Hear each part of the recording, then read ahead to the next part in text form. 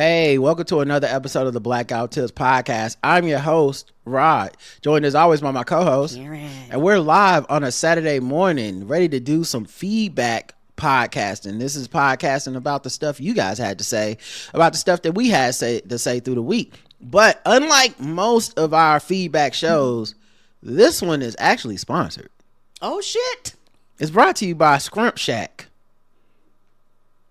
They are open one Sunday only, because this is the problem with Scrimp Shack. If I must say, I love Scrimp Shack, but I'm sorry, Scrimp Shack. I got to tell the truth.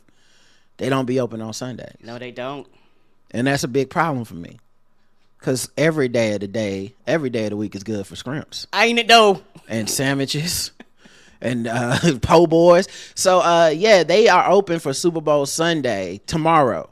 So if you're hearing this, you're in the Charlotte area, the Scrimp Shack on Central Avenue, okay, 3718. We see it all the time. We go by. We went by there yesterday. We was going to a different place, but we drove by there. It was general area. Yeah. Very ironic that this person that reached out for us to do this ad, because I was like, hey, we support y'all. Yeah, we do. So yeah, they're doing obviously the Super Bowl tomorrow. So from 11 a.m. to 6 p.m. they are open this Sunday. Patriots versus Seahawks. Y'all know the Super Bowl.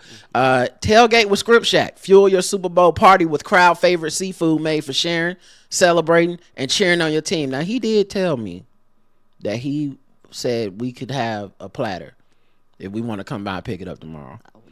And I said, don't play with me. I know what my plans is. Don't play with my emotions, because I won't make a single dish for Super Bowl. I will eat Scrimp Shack all day.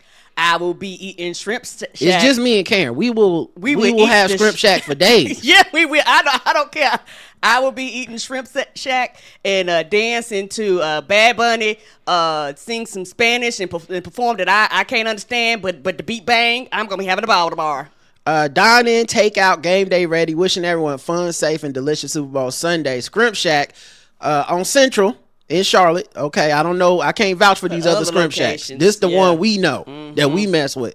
And later on in the show, he actually has like an ad that I'm gonna play for us to watch together. So I will do that during one of the segments later on. But yeah, this is a first.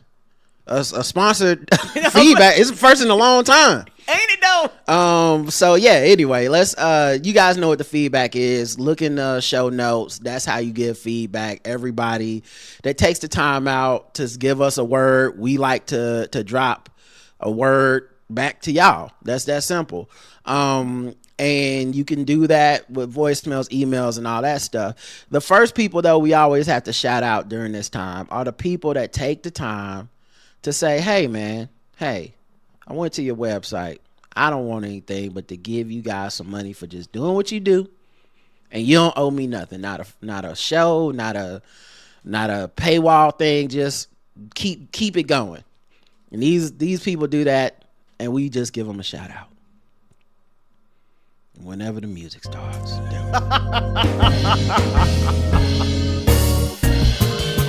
May I have your attention? You are now listening to Charlotte's own Rod and Karen. We welcome the good folks who tithe to the Black Guy Who Tips. Today's a new day. That's right. New gold, new hoe. People say that. New hoes. New hi-yo. Yeah, new hoes. New gold, new hoes. That's right. Ken M, recurring donator. Zach from the Living Corporate Podcast. Lawrence C. Preston from the Slang of Ages Podcast. Mariano. Adam S. Who else we got here? Jason F. Tyrone M. Call him. Joe H. Shout out to Joe. She said she gonna see us in Vegas for Pod Jam. I can't wait. You know, I'm really excited about Pod Jam. I'm taking all the money we make from Pod Jam, going to the casino, putting it all on red. Okay, you know what they say? Always bet on red. I think that's what they said in Passenger 57. I guess so. I don't know. All I know is the house always wins. So Dorothea S. Mary H. Allison H. You know the H's come in groups. Michael F. That is it for everybody that donated this week. Thank you so much. We appreciate the money. Play us out, band.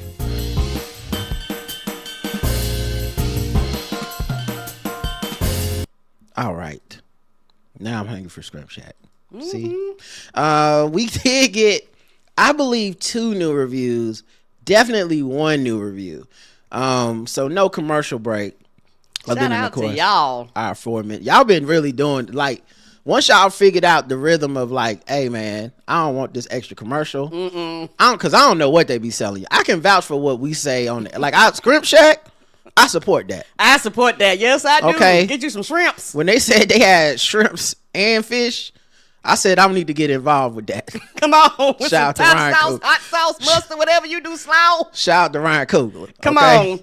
on. Okay, you think I want to throw some hot sauce on it? Come on. But I don't know what the auto commercials tell y'all. It could be ICE. It could be anti-choice. It could be whatever. It could be the Republican in your area, in your Right. state. I have no idea. We do So, not control the AI. I feel y'all on not wanting extra commercials. I wouldn't want them either. Of course, you can also get behind the paywall and get ad-free episodes on our Patreon and on our website. All right, so now let's get to these reviews. I don't believe we read this one. It's from January 31st, which would have made it last Saturday, so I don't think we read it. Take My Stars, says Space Meme Cowboy Rocket in parentheses. Take my stars. Come on. Rod and Karen are the best, hands down, from the hilarious and informative segments to their interesting guests to even the segment music is top tier. Banter is a bop. It is. Shout out to Issa Balu. Come on. She gave us a couple of bops. To me. I had to fight Apple and even go as far as to re-download iTunes, and it was worth it to do that because they deserve high praise. Wow, you didn't even say just to avoid commercials. You a real one. You was Thank like, I just you. did it because y'all deserve. Thank you. Normally people be like, I just don't want another damn commercial. Jesus. Right, no more commercials. Okay, y'all good. 5 stars. Bye. Awkward CC says 5 stars. Wow. Deadbeat listener. I felt called out. Another 5 stars for my emotional support podcast. So that was Karen or somebody. We probably did call y'all deadbeat listeners. Guess what, baby? You ain't a deadbeat no more. Look Right. around at everybody and look at their sins for not leaving us a 5-star review. Just like Judge them. Just like all fathers that are deadbeats. It only takes a few minutes back in our life. We've That's completely it. forgiven you. Yep. And now we just blaming our mother. Okay, it's not. It's their fault It's their fault somehow. for staying or sticking around. Shout out to misogyny. Right? Episode 3218, a consistent, nuanced, thoughtful black ad time, says the title. And we got some comments. I want to say 6 of them things. Appia says, as a European, I don't know what it even means to balance a check account.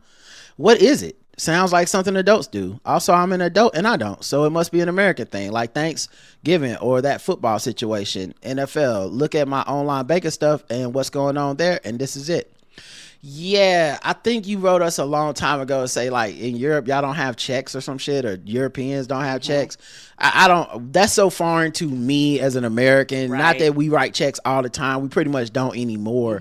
But, like, I still have not 'em. too long ago, like, writing checks and balancing a checkbook was a huge skill Yep. before everything went digital Yeah. and electronic. Yeah, cause you fuck around, shit bounce. You got fees and all that stuff. So people that were of that era, and on top of that, I came from a generation where you ain't trust the bank, and before they made rules to be like, hey, bank, you can't. If I have a deposit and I have things coming out, they would get the systems to post all your deductions and then post your your payment just to get your shit out of balance. But you know, the government stepped in and like, hey, y'all can't purposefully do this, and this is why we have like the 2 p.m. deposit and all that shit. Like, people better realize we got these rules so that they won't fuck around and fuck you up. So, you know, if you were of that generation, you're like, nah, fuck that. I'm balancing because I don't trust you, bank institution. Y'all make errors. And what I realized about institutions, everybody is quick to deduct and slow to pay. So, bitch, don't take my money and then I got to wait 5 to 7 business days. Bitch, you ain't taking it 5 to 7 business days. You took that shit immediately. Correct your error.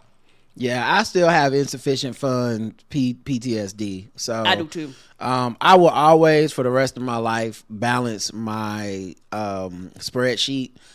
even though it's no longer a actual checkbook. But I used to physically pull out a pen or pencil and piece of paper, go into a checkbook and balance that shit to make it right. Because of those fees and stuff that you get hit with. I don't even know if y'all deal with all that in Europe, because America's such a draconian, punitive ass place, and like you get penalized for not having money by people taking more money that you don't have. So I feel you. You feel that feels like a lot of privilege you're dealing with over there. No wonder y'all white women over there get along. Y'all not stressed don't have out. the same problem. Sean says your talk about the Ref TV show got in my head something that might be up your alley. Hear me out. It's an action movie. Jason Statham as the Ref. Now that's a different movie, but I would also watch that movie. Yeah, me too. But that's not what that's not the series I want to make with Delroy Lindo. But Jason Statham as the Ref could work, because he only do the jobs in the title of the movie for the first 10 minutes of the movie. Then the rest is just Jason Statham. Yep. Like Jason Statham, the custodian.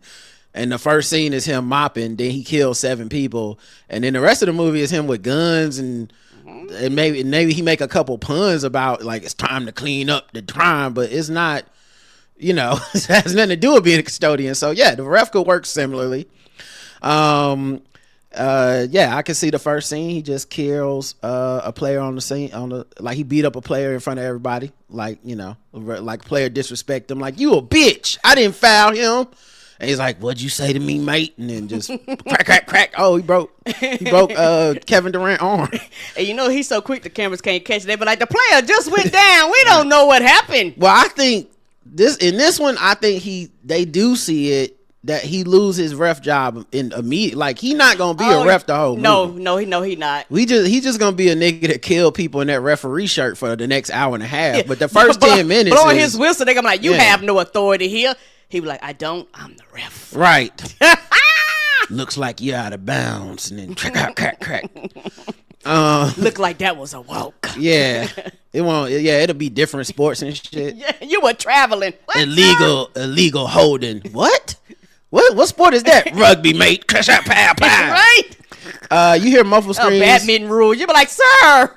You hear muffled screams as the screen shows a low angle shot from inside a hole. Dirt falls on the camera as the screen goes black. Intentional ground is 6 feet under. Yeah, I see you, Sean. That's hilarious. Oh, and about the suggested rates for requested content, as I'm currently putting my son through university and paying for a house to get built, I definitely wouldn't have the money to pay the rates I suggested, but I wouldn't ask you to do 3 days of work on my whim either. I don't know how this turned into this, Sean.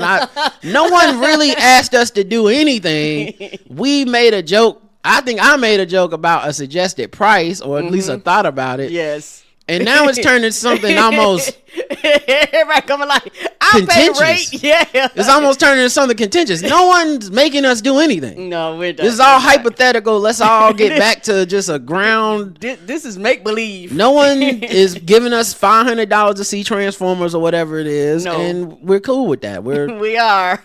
I was only fake mad about that. I was not real. That wasn't real mad.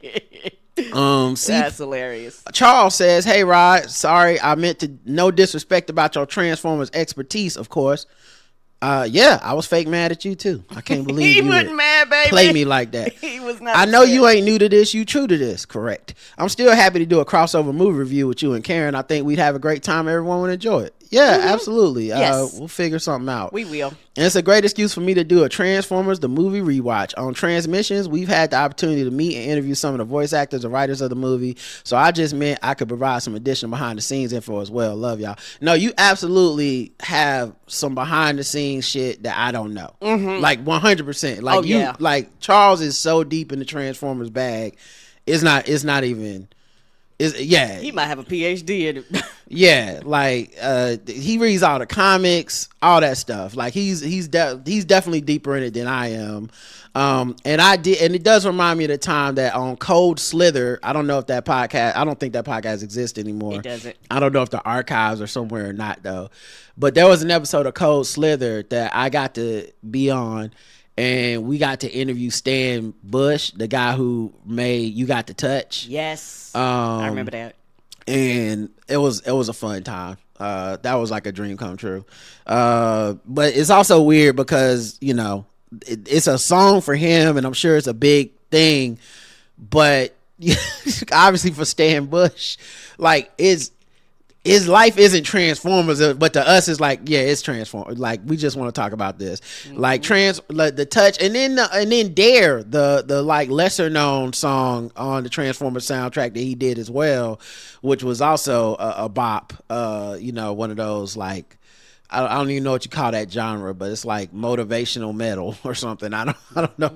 It's like you could be anything. Yeah, you can be all you. Like, okay. Anyway, Evie says, I was thinking that every time I listen to Politics Till We Get Mad theme song, I get a little nostalgic for Bush #2. Yeah, he was a horrible president, but Dump is so bad, he made me miss W's euphemism. Fool me can't get food again. Yeah, he's the terrible president. I miss when he was dodging shoes. I miss him exchanging candy with Michelle Obama at events. I miss a president that doesn't shit his pants. Damn, I hate Dump. Appia says, and when the alien overlord takes over, we will be nostalgic for DT. At least he didn't eat humans for dinner and prefer him having 2 legs instead of 8. And our human race was also a plus. Oh, the relativity. I'm gonna be honest. I don't know if the alien overload thing is happening anytime soon, and I can't. I'm gonna just have to be naive. I can't imagine anything that would make me miss Trump. I really can't. I think this is like one of those historically bad race. I mean, he just posted a meme of the Obamas as monkeys. I just don't. Oh, you didn't know? Yeah, it was a big thing. We'll probably talk about it tomorrow with Chris. But yeah, I be so out to loop. My bad. Yeah, I just can't imagine. I'm like an old lady over here. Like, yeah, maybe I'm okay not having the ability to imagine something worse than Trump. I'm okay with that. And I feel like the aliens pass by this planet all of the time, but like, ooh, child, they ghetto. Yeah, why would they want to take this over? And they would use this as an example. They go, ooh, child, they're gonna kill themselves in 200 years because they don't take care of their Earth. Yeah, I don't even know. Yeah, what's in it for them? You know what I mean? We always like the aliens gonna take over for what? We've ruined everybody's like the water. We ruined the water. It's plastic and all the shit. Yeah, the air. We got a hole in the ozone layer. Yeah, everybody always pull that old nugget out like, oh, what about this? It's like, I don't think they would even want to deal with this if we being honest. If I was them, I'd say turn around. You know? I would too, child. This planet probably stink when they roll up on it. Right. But yeah, anyway, good luck to everybody dealing with this bullshit. I just realized for some reason this thing hadn't been updating on YouTube. It hadn't been updating the picture for the episode. It's just been putting still shots of the video, and I definitely have been saving it. But anyway, let's not worry about that right now. Moving on. Let's check the YouTube comments on a consistent, nuanced, thoughtful, black ass time. Oh shit. Sorry.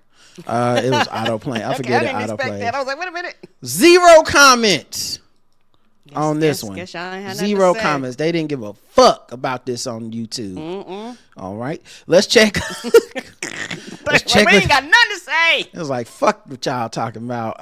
1 comment on Spotify.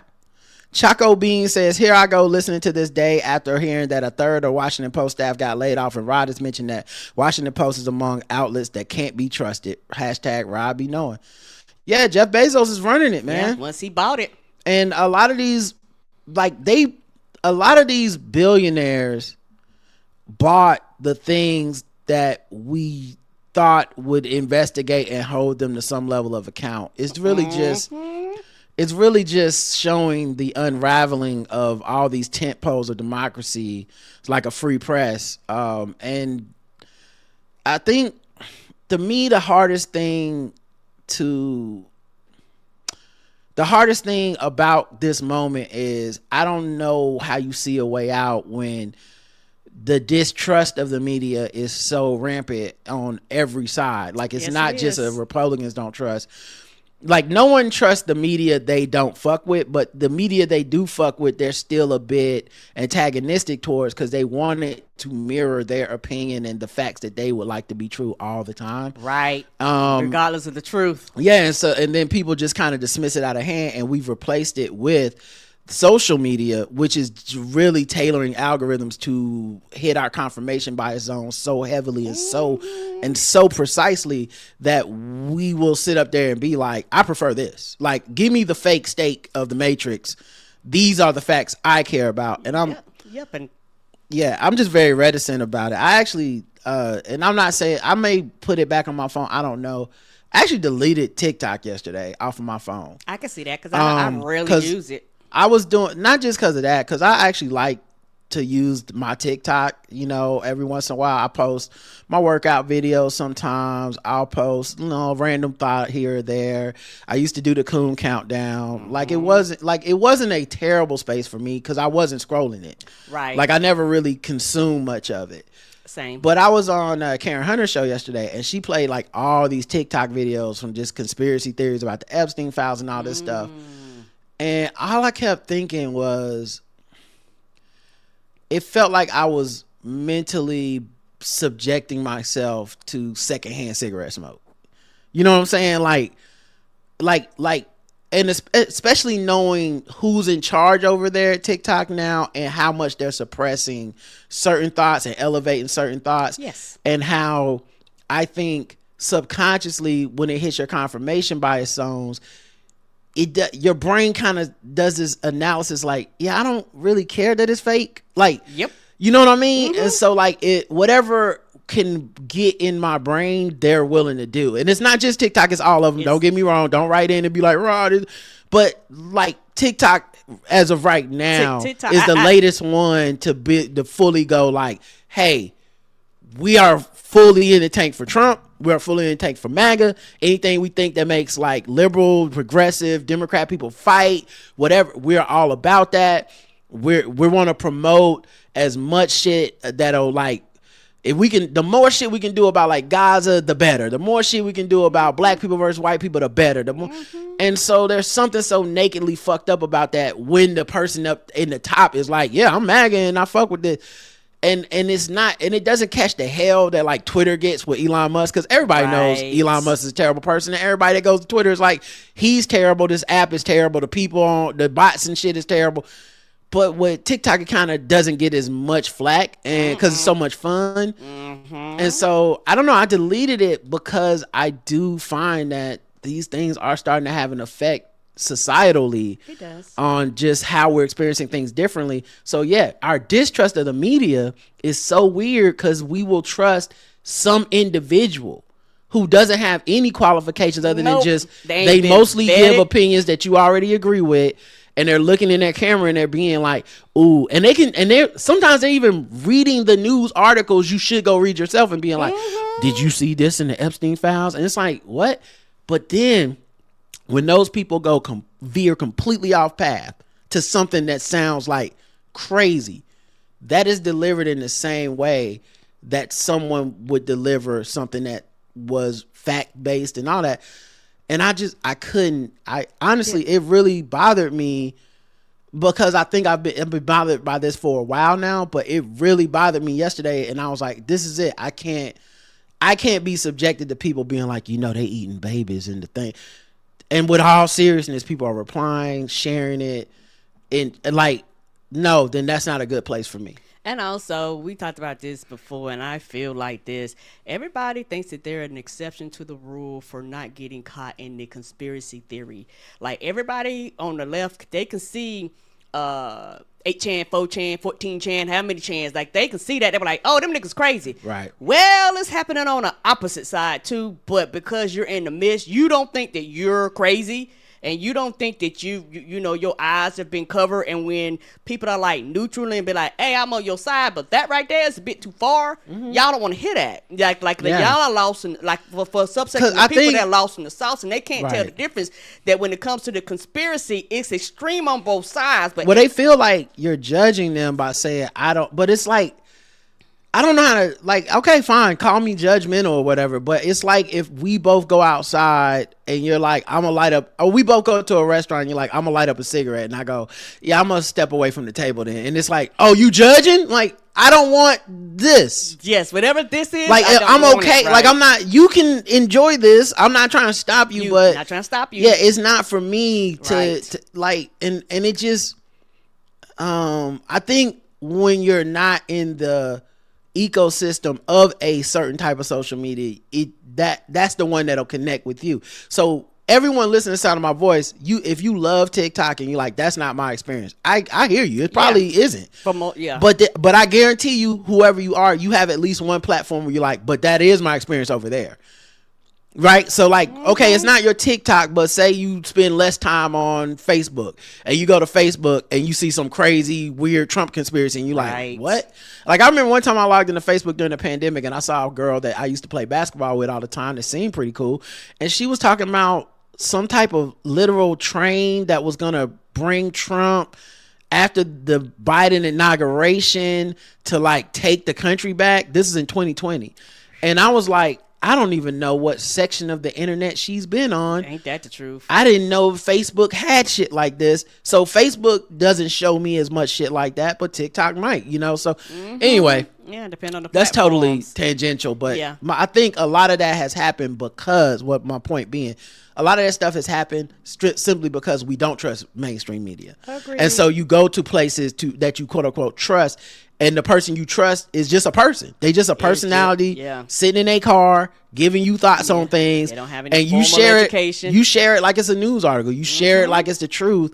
And there's something about that to me that's like very surreptitiously dangerous, because we're like, that wasn't necessarily vetted anywhere. There's no editor. There's no, you know, and I don't know where we go to get that, for the record. I mean, y'all are listening to us give our opinions, and to some extent, this is years and years of y'all listening to us and trusting our opinions and listening to our thoughts. And of course, it's more long form than social media, so maybe that helps. That we're not talking to you for 1 minute and then trying to sum it all up. But yeah, anyway, totally big tangent.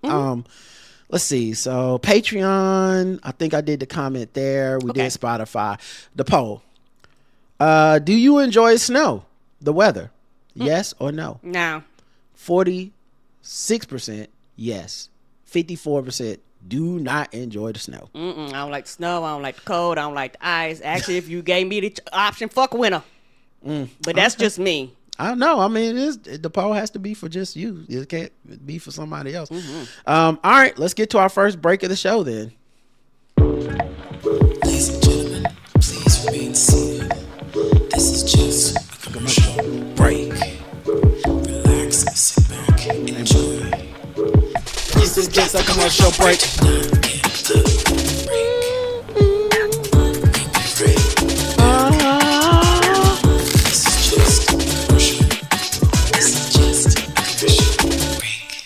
All right, commercial break. We back. 3219, the Cosmic Steve Harvey, where we were joined by comedian, podcast producer, and writer Tim Barnes to discuss Judge Travis's upcoming audio series. Appia says, Horse Girl seems like a black woman from Germany, also relevant to us both in that way. I also Googled her yesterday. Honestly, genius. She will not be criticized for her face because it's covered and can just go to the supermarket when she wants and no one will know. Yeah, people thought the same about Sia. Y'all remember Sia? And she had that wig that covered her face, the blonde weird wig. So I guess you get to be anonymous. I would worry if I was those people about being replaced. I'm like, what if they replace Sia? None of us know. Novelty, right? They just kidnap her, put the wig on somebody else. You can and keep it trucking. Yeah. Particularly if you have the same body type. Be careful, Nobody Horse gonna know Girl. the difference. Be careful. Right, you'll disappear and there'll be a Horse Girl too. Right. We'll be like, damn, Horse Girl got taller. Nah, she still got the horse face. That's her.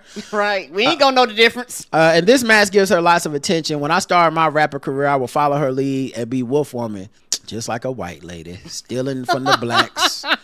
Oh, Appia. That's hilarious. You see how fast it happens, Appia? That's called appropriation. She came up with that. I'm just playing. Don't write in with white guilt. It's just a joke. Appia says, great. Now you reminded me of Informer by Snow. It's in my head playing on replay. You're welcome. Inform. I mean, does anyone really know the words? I don't know the words. We get the bump on down. That's it for me. Yeah, like I'm not sure that was even Jamaican. I don't know what that man was talking. And if you ask everybody got their own version of what he's saying. Do he even have another song? I don't know if I ever heard Snow drop another like album. I'm sure he had an album at the time because you had to capitalize back in the day. with albums because we couldn't preview everything digitally. Nope. So I'm sure he came out with an album that a lot of people threw in the trash. Oh my God. You want to know the title of his album? What was it? Boom Boom Down. No. 12 Inches of Snow. That's hilarious. Not the BWC.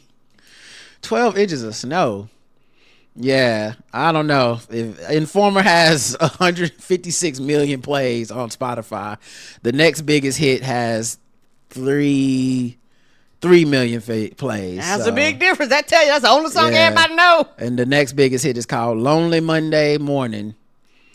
So, all right, Snow. What Good are luck, you buddy. stroking that 12 inches? What are we doing Right, here? right.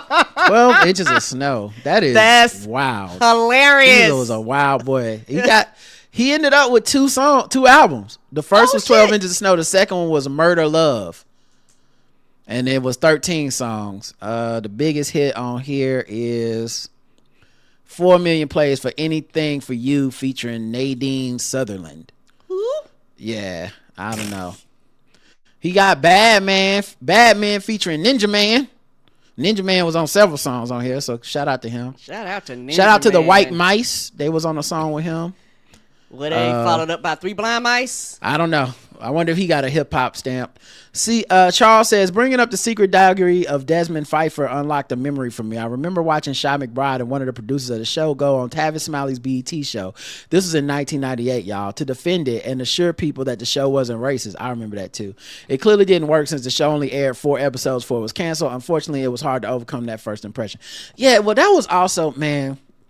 So I don't want to denigrate these folks because I actually think they do a lot of good work, but for me personally, as a black person of a certain age, I remember like Jesse Jackson and the NAACP trying to like shut that show down before it even came on the air. Mm-hmm.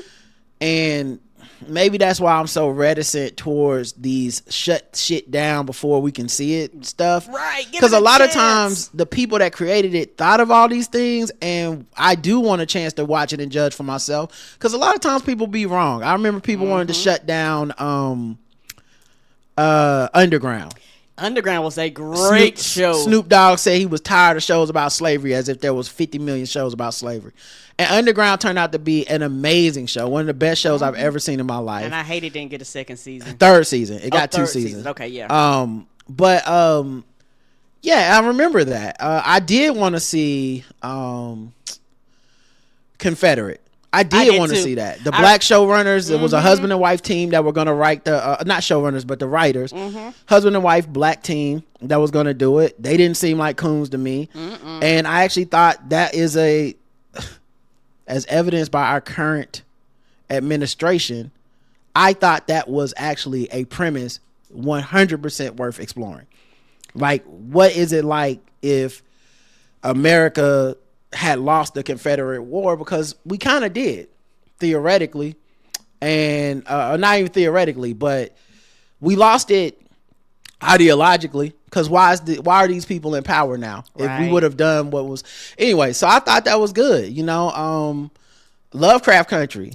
Yeah, you know what I'm saying. So like, anyway, I say all that to say, like, I hate that. I think, and then I remember also the NAACP wanted to shut down Barbershop because they made like a joke about MLK or something. Like that was a different time, and we don't see that as much anymore, thank God. Because I think, especially when it's created by black folks or black people are heavily involved writing and all that stuff, I do want to see this. Black people should not have any topic that is off limits. And if it's bad, we just won't fuck with it. Right. Such as the Good Times reboot that came on Netflix. I watched it. It was not good. And I have no problem going, that was not good. But it's also not a reflection on all black people. That and the people who made that did not do a good job. And it was not good to me. The end. Also, I watched Homeboys in Outer Space, and that at least got one full season on UPN. I recognized Daryl Bell, Ron Johnson from A Different World, and that got me to check the show out, but I don't remember it being good at all. But those were the days when the upstart TV networks, Fox and later WB and UPN, gave black talent chances to get underserved audiences and capture ratings from the big three networks, NBC, CBS, and ABC. And of course, this didn't last, but there were a lot of black shows that got greenlit and put on the air that wouldn't have had a chance otherwise. Yeah, I mean, everybody wanted that next Martin, Living Single. Like, they were trying to get, girlfriends. Like, they had some ones that did hit, Yeah, and it's also, one of those things when it comes, like, across the diaspora, quote unquote, it's like, black people say we have no limits and we ought to be treated the same as white people in our arts and our crafts and all that shit. Like, but they don't mean it, because the second something comes out that they don't like or they feel certain ways about, you have to hear the critique.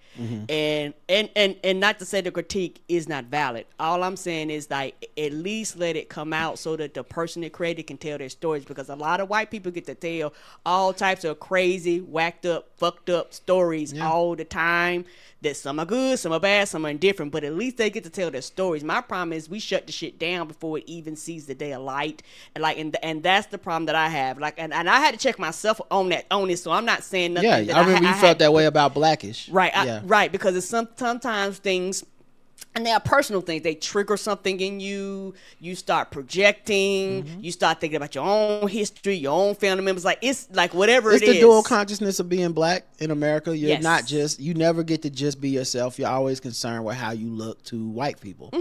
And I try my best to decolonize that part of my brain. Agreed.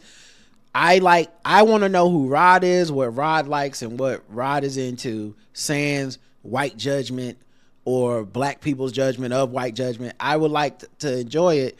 And I understand that what I'm saying is pretty much impossible, because how could anyone truly achieve that in American society? But I strive for it. A lot of times I just don't have consideration for white people. And it's not a disconsideration. It's not like I am looking at white people and I'm upset, because that also to me is giving them too much power.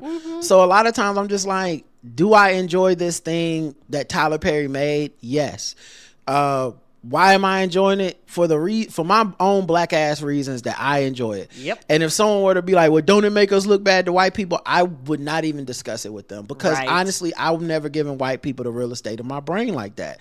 I'm sorry. That's their problem to deal with. Their racism is their problem. If they look at a Tyler Perry movie and go, that's all black people, I can't fix that for them. They have a problem that is much stronger than a conversation with me would fix anyway. Right. So I can't let them dominate my imagination. Right. So I have to give up my forms of entertainment because of them. No, bitch. I have, not trying to be funny, we got to deal with all that dick jokes and ass jokes. Like, we have to deal with all that type of shit that happens all the time. But when it comes to our shit that we think is funny, all of a sudden becomes a problem. All right.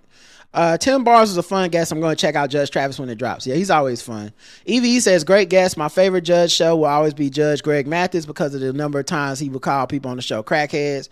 Yeah, he was wild. Crackhead basically was a slur on his show. Yeah, he used it a lot.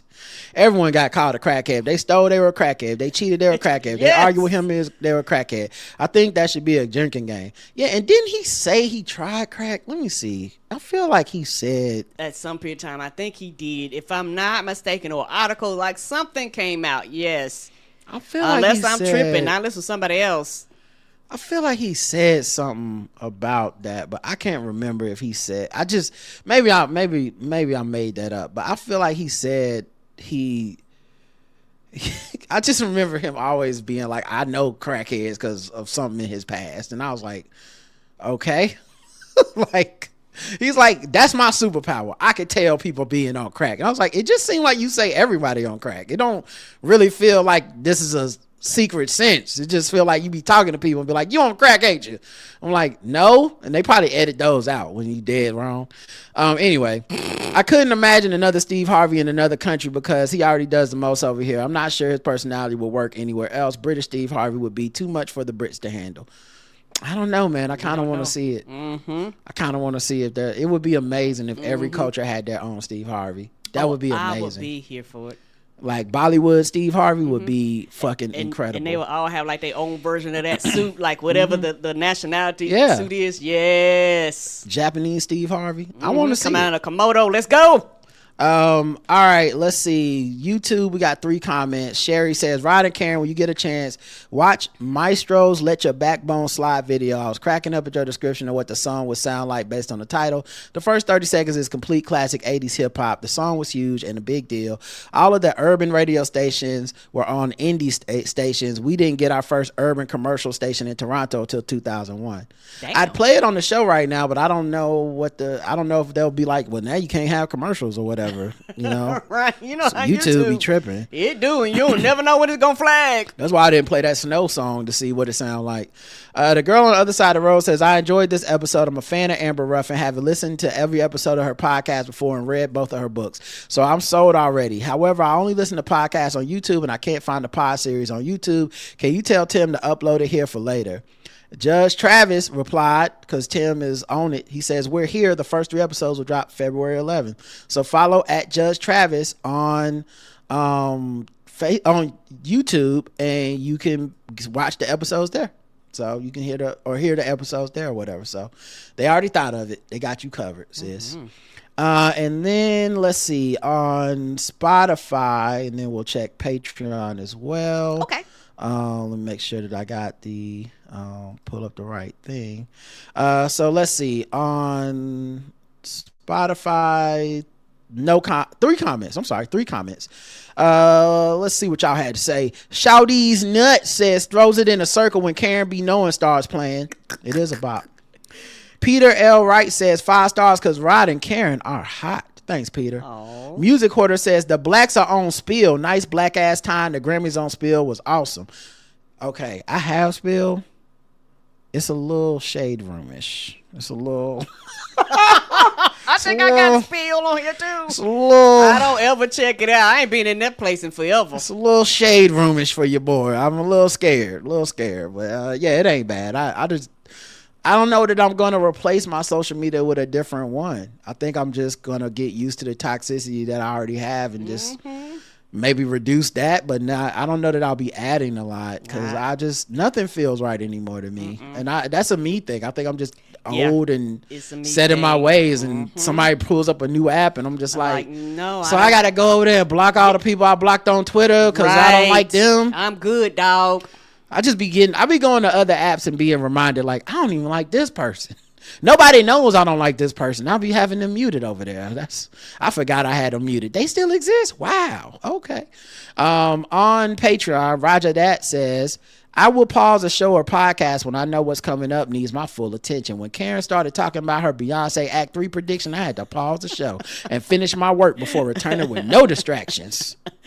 Come on, I'm ready for them guitar griffs in her. Ow! I'm like, let go, Beyonce.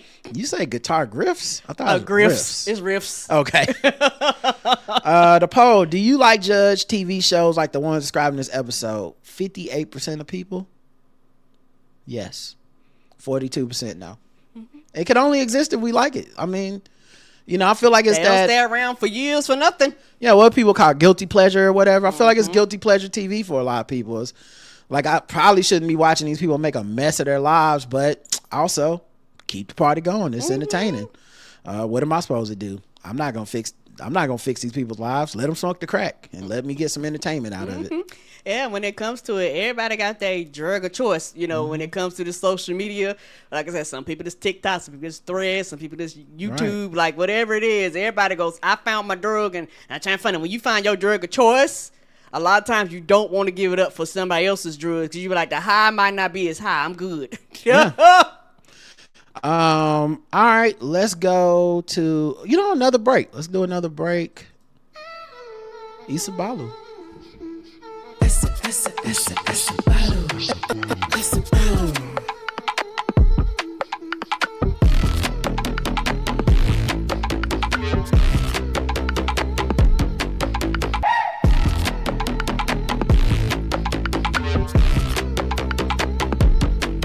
crazy.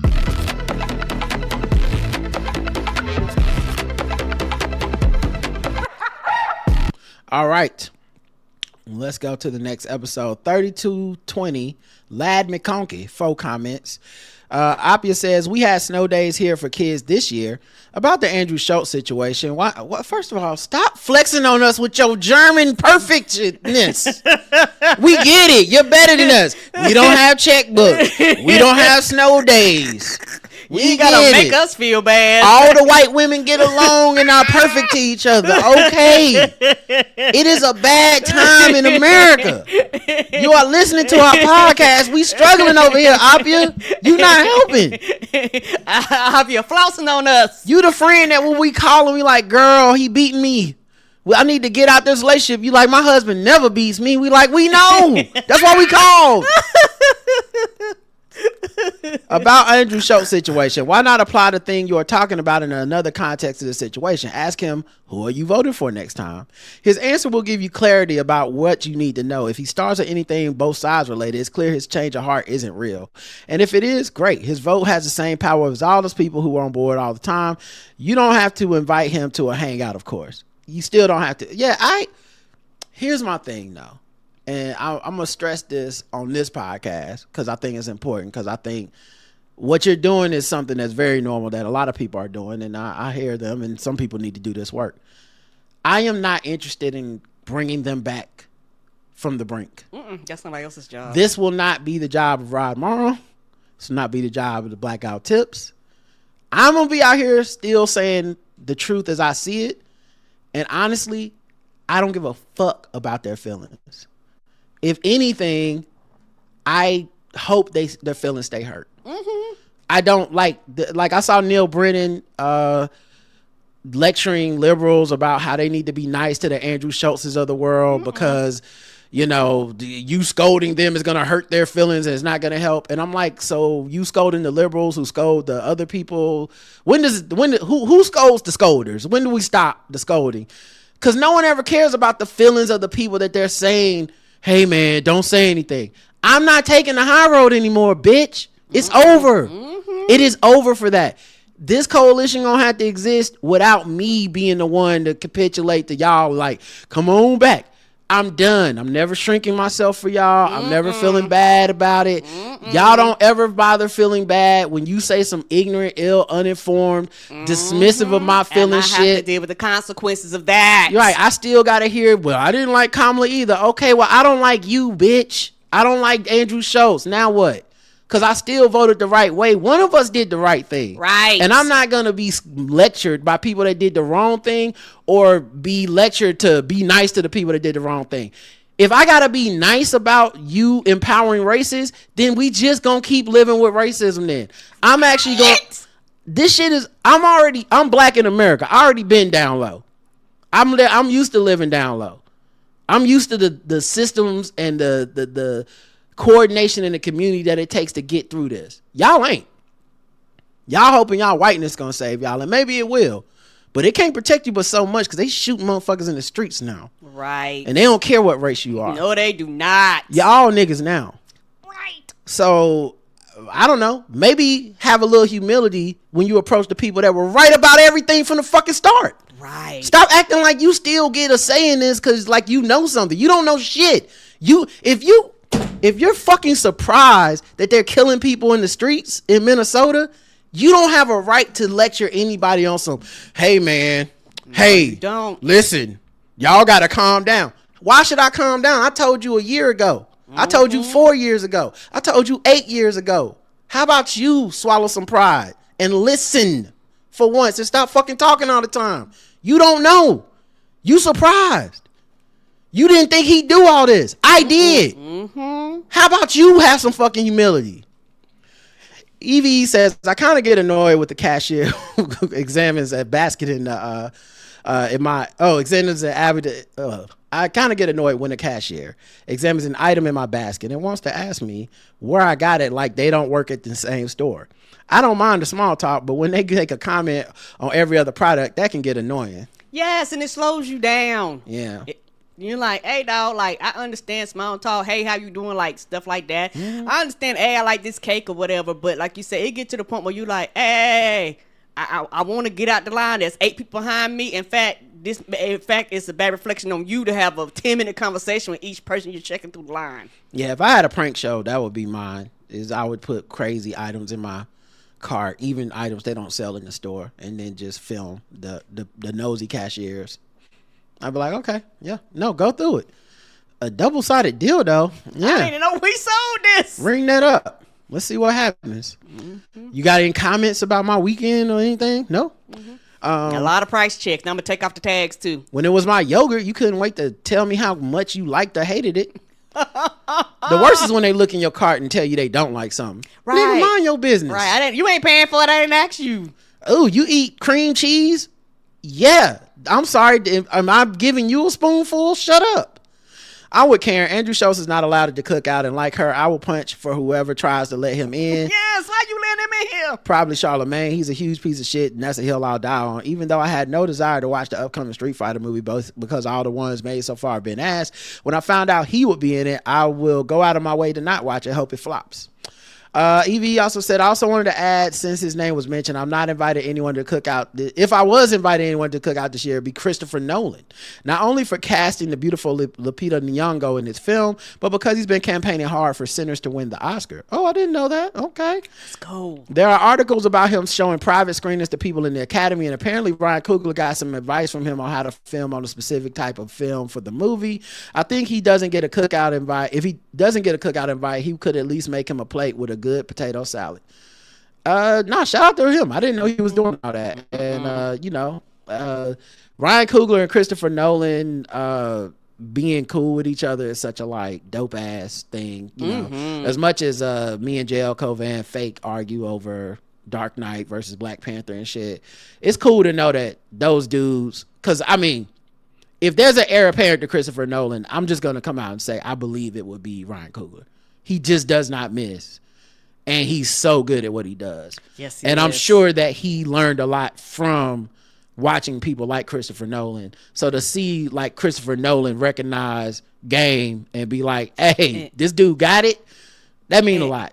And if anybody been listening to Ryan Coogler, you would know he is a serious film buff. So he actually knows, like you say, them abstract, obscure shit. Like he is like a sponge, continually learning and using all types of techniques. So yeah, them two getting together is mwah. He's another great example of what I keep saying. Like he's a dude that kind of got in the MCU sphere and leveled up. People always act like, mostly white people, let's just be honest, they see it as this dichotomy of like the big film studio bad, the independent studio good, right? But for those of us that are black in America and had to learn, like who see resources that you cannot get on your own in these studio films, and you're like, man, if black people had access to that, what could we achieve? Ryan Coogler is the dream of, if we get access to these studios and this talent, what can we get out of that for ourselves? Because Sinners doesn't happen, in my opinion, without Black Panther. No, it does not. He killed Black Panther, and then it was like, and he's learning the whole time on how to level up, creating connections with all these actors and all these people, and then he goes and takes it and filters into his own his own production. Like, man, that's the dream. Sean says, as someone who has read the Odyssey and the Iliad, I don't remember any physical descriptions of Helen other than she was very beautiful. I went back and found the closest thing to a description, which was Luca Lenos, which translates to white armed, but contextually is closer meaning to soft hands, like Justin. In other words, she is noble and unblemished. So casting one of the most beautiful women in Hollywood is not race swapping or woke, it's just following the source material. I refuse to get this is another one of those things, right?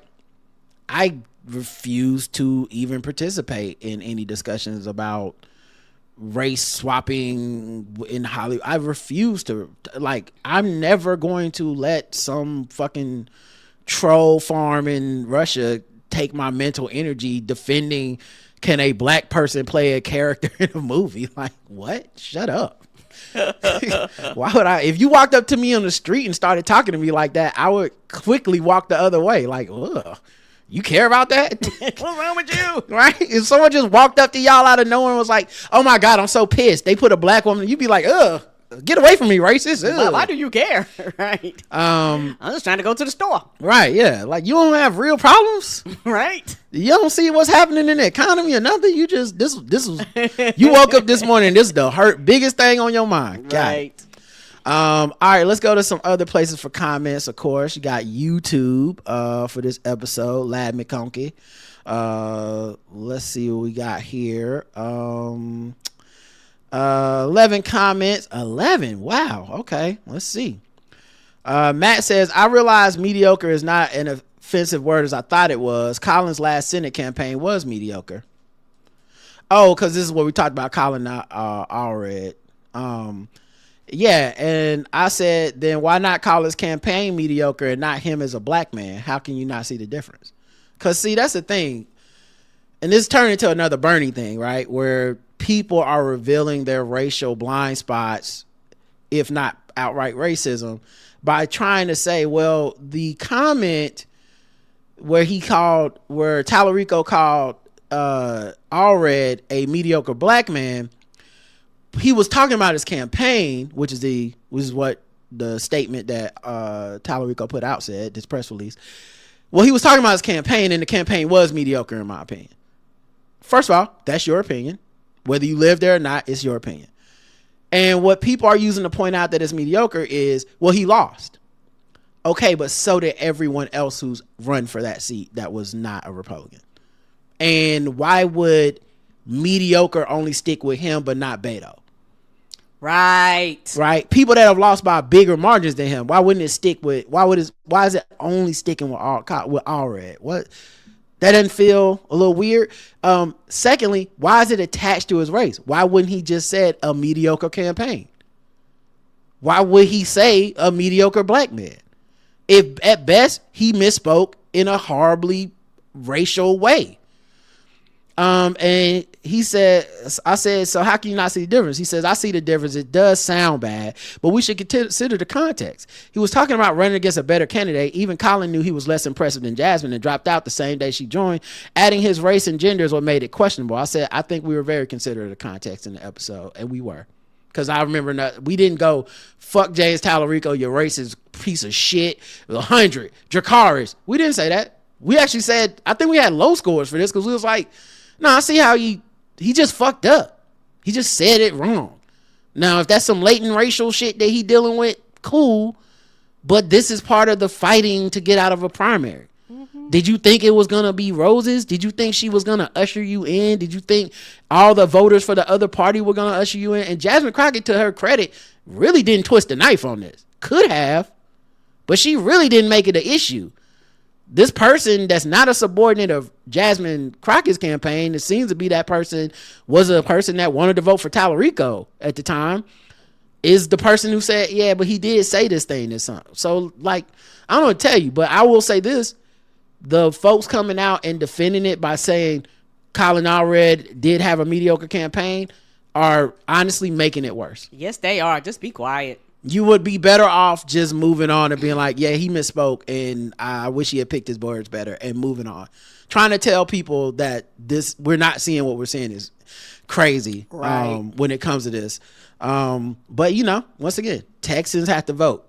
So we'll see. Up to them. I also think the biggest thing that's not being considered is just the idea that a lot of people are going to change their vote down at the Democrat, not necessarily because of the candidates. They're suffering. Like, everyone keeps thinking these messages are going to reach them, but these other candidates are having surprise results in these elections, winning these Trump districts by a lot without it being an influx of black voters or anything. Right. Like, they're just winning these seats outright because people that voted for Trump are like, not this time. And a lot of Latinos in Texas are seeing what this ICE shit is about, and they like, oh, this is not he just gonna get the bad ones shit that we were told. Right. They taking everybody. They don't even care if you were born here or not. Yeah, so let's see. I don't know. Worst case scenario, they lose the seat like they always do. And it's only the primary, so this is your chance to show us he's a better candidate than to just try to tell us Jasmine Crockett ain't it. You got to give me more than she ain't it. Kevin Daniels says, regarding the segment about the NFL, Jimmy DeGreek basically gave the game away when I believe they were considering the Rooney Rule. He said something to the effect of, they black people have already taken over on the field. If they take over coaching as well, what's left for the white guys to do? Not a direct quote, but that's basically what he said. And we continue to see the results of that type of thinking when it comes to these coaching jobs.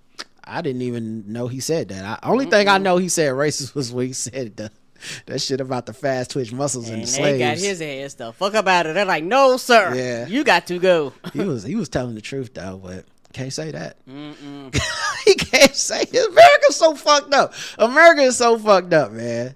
We had to get him out of here because he was like, the reason black people are stronger in America, right?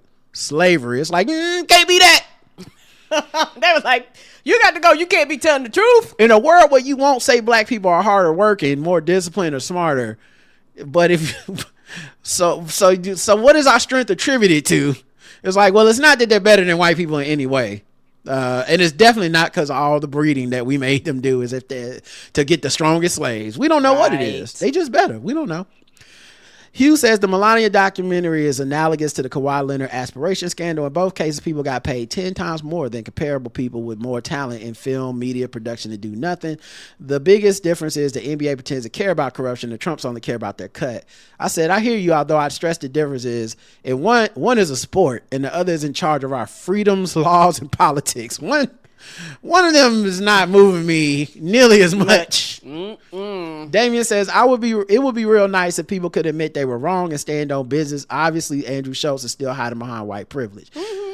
Yeah, I just, yeah. And I don't, maybe, like I said, maybe because I'm just fed up. I don't want to hear anything else. It's like, I sat here and watch you have that man on your show. I sat here and watched Joe Rogan have that man on his show. I watched him have a vice president on his show. I watched him make excuses not to get Kamala on their show. Like, I sat back and I watched this shit. And so to me, until you say a full-throated apology and like until you actually come out of your mouth and say it with your full chest that I fucked up, I made mistakes, blah blah blah blah blah. I don't want to hear anything else. Anything else short of that, to me, you are wasting my motherfucking time. And when it's time to vote again, you will vote Republican again. Get out of my motherfucking face. Yeah, Abio made a great point, and I really like.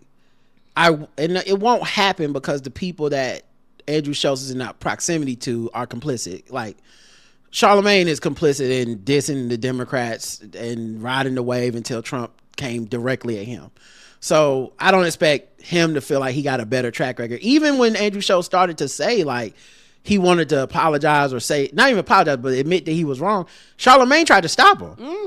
So like, yeah, that room is not a room where someone could challenge him and go, so what are you going to do next time when it's time to vote? Yep. That's not that room. Because Charlemagne also don't want to be tied to, hey man, I'm gonna do the right thing and vote Democrat. I gotta stop bullshit. And he ain't gonna say that. When it's time to vote next time, he'll be telling us some other reason that he's independent or in the middle or not beholden to Democrats or whatever. It's fine. Damien says it would be real nice if people could admit they're wrong. Oh yeah, I said that. And honestly, listen to those fools. I was having flashback of Karen's rants from a few weeks ago. Fuck them, Charlemagne included. Rev Titty Kim says, or TT Kim? That's hilarious. TIT. I don't know. Like Reverend and Titty in my brain is where it went to. I was like, that's probably not right. Like, that's not. I mean, we know Rev like titties, but I don't think they would use that as a username. That's not. Yeah, it's got to be TT. It's got to be TT. Rev TT Kim says, I just want to thank both of you for the holiday card. Oh yeah, y'all are starting to get them. I saw someone took a picture of the one they got already. The timing was perfect. I needed something to make me smile. Your card did it. I also want to thank Karen for her laughter in this episode. I don't know what to set off her giggling. Something about the Hornets, but her laughter made me laugh out loud, and I needed that release. You're welcome, baby. I don't even know I'm gonna laugh half the time. Him Deal says, Rod, Karen, y'all need to go on and let it be known that you're in a throuple with that cashier lady. We don't judge because y'all been mentioning this woman for years. Go ahead and slide her chair in the room and give Miss Jenkins a mic. I don't feel like Miss Jenkins. I don't know if that's the same cashier lady. The second you mentioned bringing some random stuff to check out after you won that lottery, I was already on the same page with your joke because I was thinking before you said that you were going to find out Miss Jenkins is with the shits. Yeah. It don't matter what you put on the checkout counter. She gonna banter for you. As a matter of fact, y'all front Miss Jenkins is the other Miss Morrow now, and maybe y'all taking her last name, Mr. You made a whole head candy. Mr. and Mrs. and Mrs. hilarious. Jenkins Blackness. Calm down, him deal. That's the last thing I need in my house is somebody being like, "Ooh, you got some water? What's in that water? You got some ice?" Ooh, what kind of ice cream is that? Right. The girl on the other side of the road said, "Karen's skin looks glowing." Heart emoji. Oh, thank you. And I really don't understand the appeal Tallarico has. He's mediocre at best. There's nothing progressive about him. He ain't a black woman. That's what he got. All these people that are supporting him keep talking about identity politics, which is just liberal people way of being racist. Anytime the word identity politics, and honestly to this day, fuck Bernie Sanders for that. Because Yes. he brought that shit over here. You know, I still I'm not a hater of Neil Brennan. I actually listen to his podcast sometimes. I enjoy Blocks. I enjoy the Champs and all that stuff. But I have to be real. When he started talking identity politics shit, I'm like, oh, that's just racism. That's all it is. It's just identity politics is a way of saying like, get rid of the stuff that's not white men. Yes. It is what it is. And they'll never fucking confront it. They have a mental block. They will never confront it. No one's racist. No one thinks they're racist. Donald Trump tweeted out a fucking 8 meme of the Obamas and it's somehow going to be not racist tomorrow to a lot of people. So this is American society. I refuse to give up my reality in here. So we just got an impasse. Yeah, you're not going to steal my reality. You ain't going to move and I ain't either. So I guess we're going to have a blink off. We're at an impasse.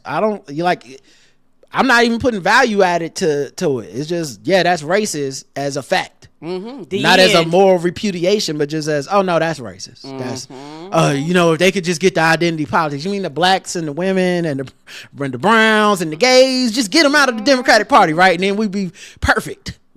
Because all this economy talking is going to get the whites back, right? The economy, they're over there fucking them with this economy, and and you're still telling me that they need to be swayed somehow. I don't know. Let the eggs keep going up then. Yeah, ain't that the truth? Let's see. So that was YouTube. Patreon for this episode. One comment, Steve Harvey's old wig.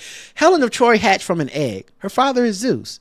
He turned her mother into a swan, turned himself into one so they could have an affair without his wife Hera seeing. These people, man, laugh my ass off. Right. but she gotta be a white swan. She can't be the black swan. You gotta understand. This is important to me. How my penis gonna get hard during the Odyssey. And also on Spotify, 5 comments. This is a big hit this episode. What was this episode? Lad McHunky. It be random. It just be me and Karen and then 5. All right. Indy says the bigger the cross earrings, the bigger the sin. Laugh my ass off. So true. It is true. Nichelle says, I too am annoyed by a nosy cashier. Last week they asked me what I was doing with anchovies I bought. Mind your business. Right. They do. That's another thing. They be trying to get into your ingredients like, ooh, lemon, pasta sauce, tomatoes, someone making lasagna. I'm like, you're not even close. Leave me alone. Aaron says, so Rod got this. Oh, go ahead, Karen. Yeah, I remember, and we talked about this show. I remember one time we had like banana pudding, like we had an agreement for banana pudding, and one cashier started talking about it. One time, I don't like banana pudding. I was like, how the fuck we getting this whole ass conversation? Nobody cares, y'all. Like, nobody cares. Just ring my shit up and bag it. What are we doing here? So Rod got this LED mask, and y'all got a fancy lamp. Y'all a little freaky. That's what Aaron says. Oh, Aaron, come on, man. I do like the lamp now. I ain't even gonna lie. A little freaky? Come on. Hey, Big Bunny says, not that congressman being anti-black in Plano, I live there, like a fork found in the kitchen. I'm with Rod. I don't think he meant it that way, but like you said, white people straddle that line without knowing while trying to be complimentary to black women. They think we won't equate their sentiments towards us when that sentiment applies to us. Yes, and okay, this is gonna be a little divisive. And I'm sorry, brothers, but I have to say it because I gotta say it as I see it. A lot of that shit, I feel like black men will let slide sometimes when people diss black women to big up us. Obviously, not all us black men. Right. Many of us don't let that shit slide. Right, because it strokes their egos. There's a certain type of brother that gets in proximity to whiteness that if you were to shit on black women but not black men, they would be like, yep, not my problem. And maybe this guy thought, because of all the gender wars and shit you see on social media, maybe he thought that was like a known thing. Like, black women in the Democratic Party, amazing, great. Black men ain't shit. That, like, and I think a lot of white people think that way. Mm-hmm. And a lot of that is the messaging online, right? Because we know black women are the most consistent and faithful demographic of voting progressive in America. Right. So we know that is an unquestioned thing. But if we're being honest, they didn't talk shit about black men who are the second most progressive. And none of them have any right to dress us down. If they're going to dress somebody down. All the groups of men, black Right. men are number one, behind us, right? If anyone can dress black men down, it would be black women. I don't even think that's productive, for the record. I don't really not. support that either. But if anyone could, it could only be black women. I don't need no vicarious, I'm a white man, but ain't these brothers, what the fuck are you talking about? How about, let's talk about your white man for a second. Oh, you crickets. Now we need to stop talking about identity politics. Right. We got to be nice to Andrew Schultz, though, right? But you can say anything about Colin Allred, who's done the right thing and been exemplary. His biggest sin is he did the same thing every white politician has done in Texas, lost to a Republican. Mm-hmm. But somehow he the problem. Okay. Chaco Bean says, I'm sincerely. Oh, and then the last thing I'll say about that, and I'll move on. But someone told me on Twitter, well, I live in this district, and the reason that he lost Texas is because he was trying to appeal to these white voters to get them to swing back to the Democratic Party. And that's why his campaign was mediocre. And I said, I'm glad you said that. Because Jasmine Crockett wrote those people off and said, fuck them. I'm not going after their votes. I want to get people who aren't voting to vote Democrat. And y'all said she can never win. We got to go with Tallarico. Why? Because he's going to reach out to the white and Hispanic voters who voted for Trump. So you telling me Colin Allred mediocre for doing that? Tallarico calls that man mediocre for doing that. And Tallarico's campaign strategy is to do what Colin Allred did and lost. But he's going to do it in white. So I guess it's different. Get out of here. Chaco Bean says, I'm sincerely surprised that Charlamagne is able to talk from licking the boots and balloon knots of people he thinks needs to be placated. I never thought I'd say this, but let Andrew talk. It's always F Andrew Schultz. Yeah. I like how you was like, let him talk, but also fuck him. I want to hear him uninterrupted, but not because I agree. The poll for Lad McConkey. Do you enjoy when the cashier comments on your purchases at the grocery store? 90% no, 10% yes. I used to be a cashier, and I would just ring people shit up. Hey, how you doing? Like, I keep shit really simple because I'm trying to do my job and get you out of here as quick as possible. None of this other bullshit matters. Not unless the customer brings something up. Right. That's different because they're initiating that type of conversation. If not, what are we doing here? You know, one thing I would say, I didn't think of this when I did the poll, but I also wonder if it matters what kind of cashier. You know what I'm saying? Like, would I care more if it was like music? We don't buy music anymore, but if I go to, I don't know, Circuit City and I buy a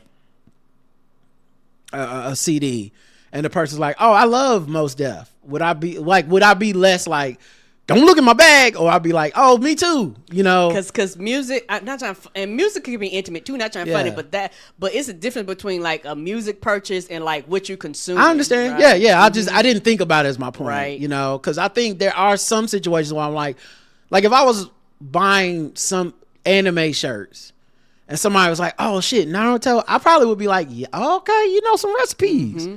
But yeah, it's funny when it's just like pasta. I'm like, mind your business. Mm-hmm. All right, let's go. I'll make a boring ass meal tonight. What are we doing here? Right.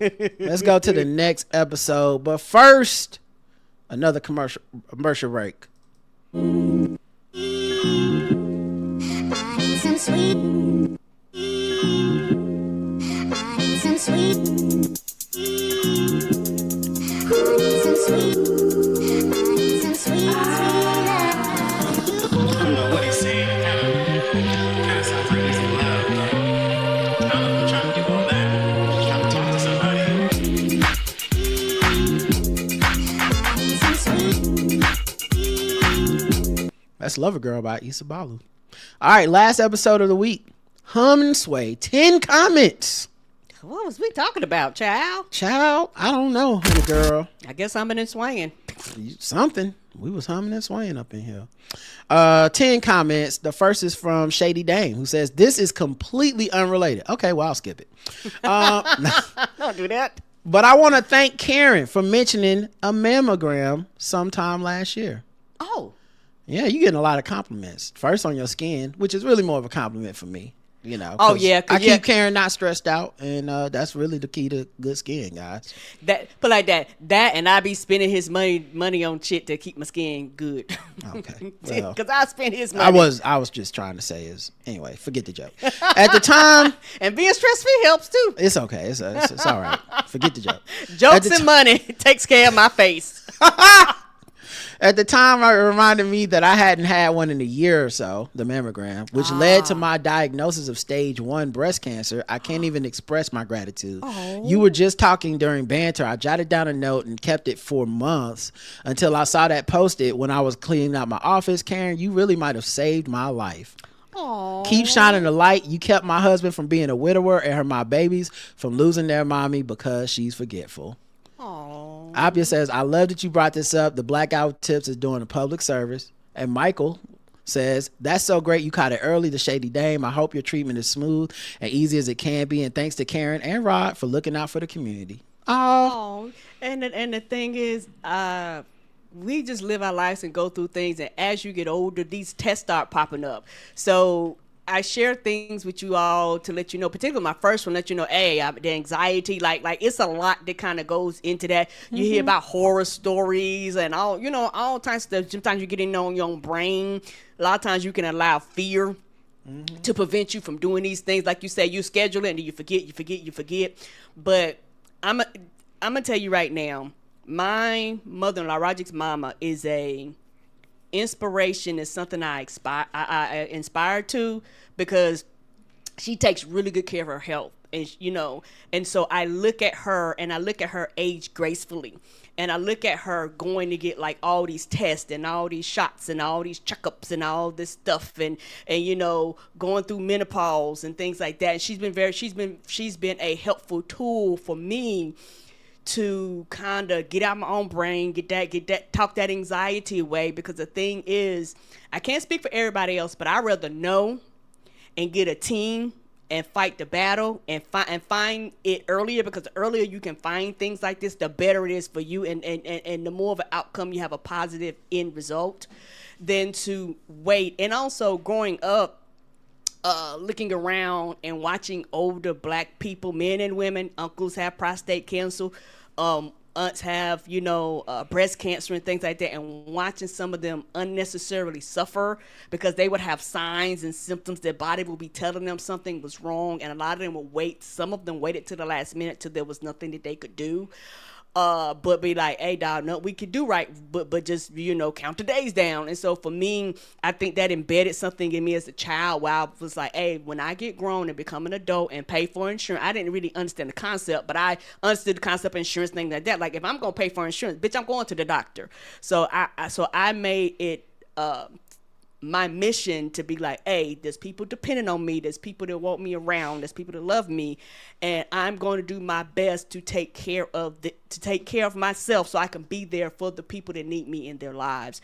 And so I'm grateful, baby, and I'm thankful that you did that, you know what I'm saying? And so when Roger talks about going and get his annual checks up, and me, it's for us, but it's also to let people know, hey, you're important to somebody. Yeah, and that's why, I'm like, as much as people kind of have turned, like, the internet culture is a little bit scary because social media has like turned a lot of shit into like almost antisocial behavior. Like, there's a level of like, be aware, cognizant of the health industry, and then there's a level of like paranoia that's like, don't even go to the doctor, right? Just drink berries or whatever. And so it's cool to hear people like be able to go to, these health professionals and get things accomplished. Because I know it's a headache. I know it's not always good. It is a job. Some people have bad experiences. But when you literally need help and you don't know what to do, a lot of times these professionals are the ones standing between, life and death. And so, rather than just, and also Karen and I are very fortunate. We've not had too many bad health professional interactions. Right. So it's cool that I'm glad that happened. And, that, and it's so funny because sometimes our banter is so mundane. Right. That I'm like, I don't even know if people want to hear this shit. And then later it's like, you saved my life. Right. I'm like, cause sometimes I be like, well, this is just boring, mundane. I'm just doing shit. I don't even really think about. But allow me to save some lives now, cause I'm jealous. Karen saving lives. Nothing I said saved your lives. Okay. Nope. Look both ways before you cross the street. You saved my life, Rod. Hey, take one headphone out when you in public so you can hear what's going on around you. So you don't get It's a robbed. lot of mass shootings and shit happening. Pay You need to attention. know what's going on. Don't put the noise canceling on Don't be jealous. when you're out in public, okay? Black men, go to the doctor. Whoa, so now I'm gay? Oh, I'm Kev on stage now. I can't even say go to the doctor, okay? That was ridiculous. Forget it. Justin says, as someone who grew up in a household with 2 samurai swords, katana and wakizashi, my mom bought them when she went to Japan while in the Navy in the 90s. I was wondering why you were sharing that beautiful story about the swords during the sword ratchetness. Then I realized, just as you realized, it was sword propaganda. And yeah, I used to play with both them swords as a kid. Don't buy those swords because your kids will play with them. See? Yeah. Sean says, kids' mind is a toy. Sean replies, it's charity washing, plain and simple. I mean, those wooden swords are beautiful, but they are also dangerous. Ask Sasaki Kojiro, oh, wait, you can't because Miyamoto Musashi killed him with a wooden sword. Yeah, we all know that. Come on, man. Miyamoto was... Come on, don't even get me started, Sean. See, Charles says, my people went to Propel Braddock Hills for elementary school 10 years ago. I was surprised by this story because I hadn't heard about it here in my hometown. Almost all my kids are grown now, so I don't pay as much attention to these local stories. But yeah, I would have won guessed the race as soon as I heard Propel Braddock Hills. I never heard of a parent attacking a bus driver for being 5 minutes late. We've had rare situations where a bus was 30 minutes to an hour late, and we just took our children inside after a few minutes and called the bus company to find out the issue. Attacking the bus driver seems very counterproductive. Yes, it does. It's very logical of you, Charles. So you saying you wouldn't just whoop the bus driver's ass on site? But Okay. using some common sense and If that's how you- being a responsible adult, If that's how you want to play it, I guess. I guess you ain't got no anger issues. That's one way to handle the shit.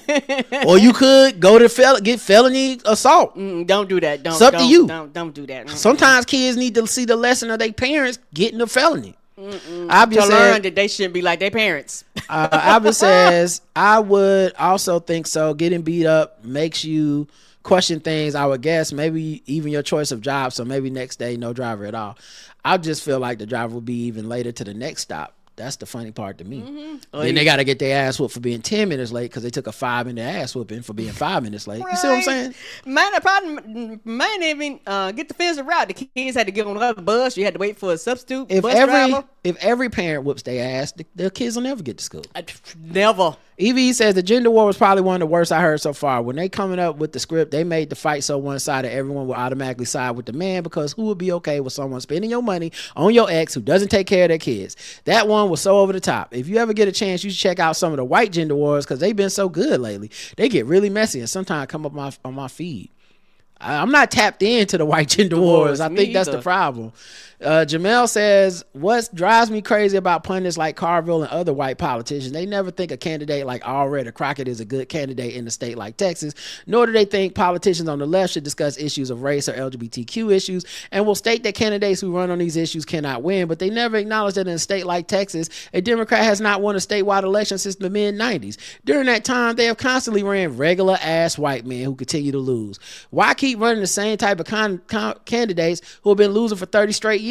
Maybe it is time for a change. Not like Crockett can do any worse than the candidates that have done the past 30 years. Right. But as long as they can blame woke issues, they don't have to look in the mirror. Yes, and they are aligning with Republicans. When they talk about don't judge these Republicans for being racist and coming back, what they're really saying is, and also don't judge my racism, because I kind of agree with them on that. Right, agreed. or accept the fact that white people are racist and hateful, they are voting for racism. If they think black men need to be talked to because the 18% of black men are voting against their interests, why aren't Carvel of the world taking up the working class whites and telling them voting for Trump is voting against their own interests? I think deep down they know the kitchen table issues conservatives care about is racism. Love the show, and I appreciate the high quality customer that the blackout, customer content that the Blackout Tips provides. As always, peace. Thanks, Jamel. That's all the comments on the page. Let's check the YouTube. 6 comments on this one. Joseph says, damn, see how people act when they don't have their coffee? It was at 1:19:05. I don't know what we were saying at 1:19:05. Early in the morning. Let's see. At least the lock, because there's a lock on it. Nail smash. Surveillance footage taken from inside the bus. Oh, okay. From the woman that beat up the bus driver. She didn't have her coffee. I got it. Sharon says, I feel you, Karen. If you don't like what's going on with the Democrats, primary them. Until then, I don't want to hear ish. Thank you guys for another great show. Come on. Yeah, and I will forever stand on that, because maybe it's just me and maybe it's just people around me. I am so sick and tired of everybody. I don't like this person. I don't like this person. This person's terrible. This person is the worst. But every time they turn around, you're not throwing your hat in the ring. You don't have any other suggestions. You don't have an alternative. All I hear is motherfucking words. Either primary them or shut the fuck up and vote for whoever's in office. Leonard Brother says Tisha Powell used to do the news in WRAL, which is a Raleigh area NBC affiliate. Yeah, Leonard know what's up. Listen, them black women newscasters don't miss. I don't know what it is, and it ain't even like it's not a size thing. It ain't a color thing. It ain't a hair texture thing. It ain't a body type thing. Them women be fine. It's like a crazy percentage of just fine ass black women doing the news. All across. I don't know who's vetting them. I don't know if it's like the former producers of West Coast Productions. I don't know how they decide. Me either. And it don't matter the shape, size, color. Yeah. They be like, it's distracting. Gorgeous. It's honestly distracting. It's like what? Like like a fine ass black woman pulling up and being like, guys, nuclear war is happening. I'm like, man, she's fine. What is a nuclear war? Damien says James Carville is wild. He reminds me of Chuck Schumer. I'll be glad when we don't have to hear from these idiots again. If we vote our numbers, they'll definitely quiet them down a bit, at least until they try and take what we built again. Yep, that's the thing. They always try to take what other people built, and like the fact that he is seizing on this opportunity after Kamala lost to try to whiten the party up it tells you a lot about him. Yeah, and the thing is, when people like, y'all are trying to bump us at the party, they act like we're stupid and we don't know what the fuck we're talking about. But it's like, no, we do. And for some people, they go, oh, Kamala losing, this was going to be the result. We've said this when she lost. We was like, hey y'all, they going to be like, no time to go back to these white men. Right, no blacks, no browns, no others. Like, this is the only way. All these other issues that we ran on, right. Fuck them, they don't matter. Why we talking about all this trans shit? Right. Well, Kamala didn't actually run on that. No, she actually didn't talk about that almost at all. Some of the LGBTQ publications I follow were like, she's not talking about these issues, and we're glad she's not talking about these issues, because honestly, we need her to win. Right. And then Trump comes to power, and they're like, Gavin Newsom, Rahm Emanuel, James Carville, all these people are coming out the woodworks to be like, it was the identity politics. It's like they didn't even run on that. James Carville, so many others are living in the past, as Donatello. They keep pulling out the Game Boy, but we've moved on to the Switch too. The most important lesson I've learned from people like him is to know when to move on to pass the torch to the next generation. So weird that you don't hear all that ageism shit with James Carville, but honestly, you don't hear that ageism shit with a lot of the white dudes that are the kind of like even Bernie and stuff, where it's like some reason they get to be old, but any other old politician that's kind of more mainstream Democrat got to be retired. Yes, and maybe and I guess that's why I'm very adamant in my heart about when it comes to age. If you're competent and you're able to do the job, so be it. If you think and it goes back to this, if you think they're too old, bitch, primary them. Like, that's my thing. Yeah. You know, like I said before, you don't want to do the work, you don't want to do shit, but yet you just want me to be like, here you go, no bitch, take it out my old ass hands. Let's see. The next comment and the last one is Sweet Feet, who says, for the first gender wars, did y'all catch the hashtag Trump 2024 in her bio in the upper right corner? I did not catch it. She's a grifter like a lot of them, not to be trusted. If I would have caught that, I would have 100% gave it a 0.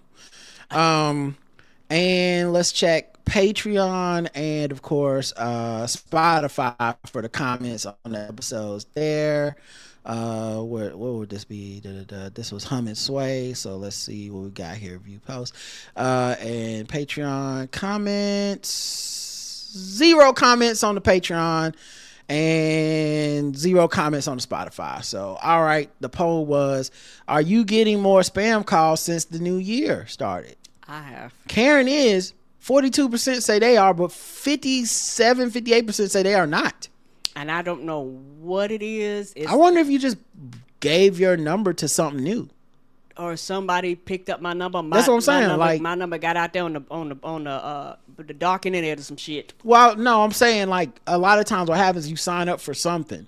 Oh, and then they sell your information. So I wonder if you like signed up for like, oh, there is a discount at such and such, or you put your number the so-and-so in there. rewards I didn't even think program, about and that. then they just sell your shit, and now you getting on spam. somebody's list, yeah. Because if it's not something that everyone's experiencing, or you're not seeing like a lot of news articles about like new laws have allowed more calls, then maybe it's just you. You know? All right, now we get to watch a commercial. Like I told y'all, this episode is sponsored by Scrimp Shack. Come on, sponsor. Open tomorrow, February 8th, for the Super Bowl tailgate. One Sunday only. They normally be closed on Sundays. Yes, they are. But you can tailgate with the Scrimp Shack. Fuel your Super Bowl party with crowd favorite seafood made for sharing, celebrating, and cheering on your team. Dine in, take out, game day ready. Wishing everyone a fun, safe, delicious Super Bowl Sunday. Now let me see if, because I've never done this before, I'm gonna see if I can like play this video and y'all can watch it with me. But let me see how I do that. Right. Cause this is a new thing for me. Okay, I think I got it. Okay. So let me make it so y'all can see screen. Oh, they also have one that says video. How does that work? Enter the URL. Oh, you gotta go to YouTube. Okay, never mind. Let's see. All right, if I go to media player. Okay, I think I can do this. Okay. All right. So if I make it bigger, and this is the video that Anthony sent me. Let me turn the volume up. And he made this himself, okay, for the Scrimp Shack. It's the Fish Prince of Central. Come see us for your next event. Super Bowl, Bar Mitzvah.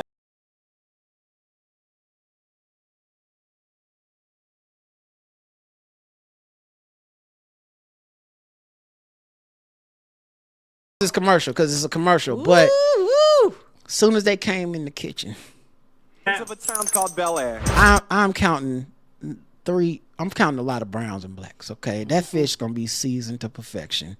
Okay, I can. Everyone in there look like they know they way around some fish, some fries, And some fish, seasoning. and some seasoning. Okay.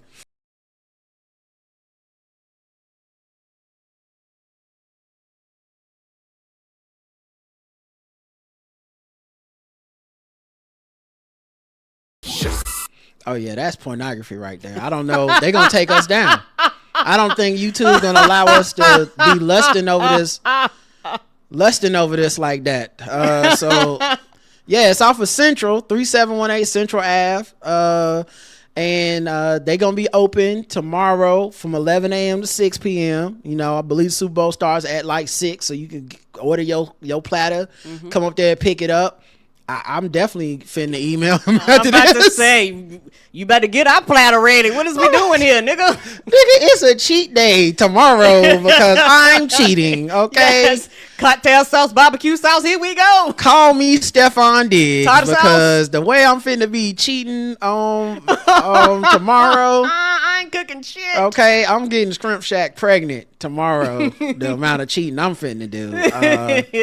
But yeah, Super Bowl tailgate, man. Make sure y'all go out there to Scrimp Shack, 11 a.m. to 6 p.m., Central Avenue, Charlotte, North Carolina. I'm sorry for y'all that don't live in Charlotte that just got to see delicious fish you can't have, food that you can't have. I'm sorry that happened. And to I you. don't know if your shrimp shack gonna be open, but ours is. Yeah, ours is. So shout out to them. I'm definitely finna hit them up. All right. Let's see. The next thing we do here is voicemails. So we'll check the voicemail line, but of course, let me oh yeah, I guess I go to commercial break and then we'll do the voicemails. It's been a while for those that are freeloaders and all that stuff. Shout out to three guys on. All right, let's see. What should we do? How about this one?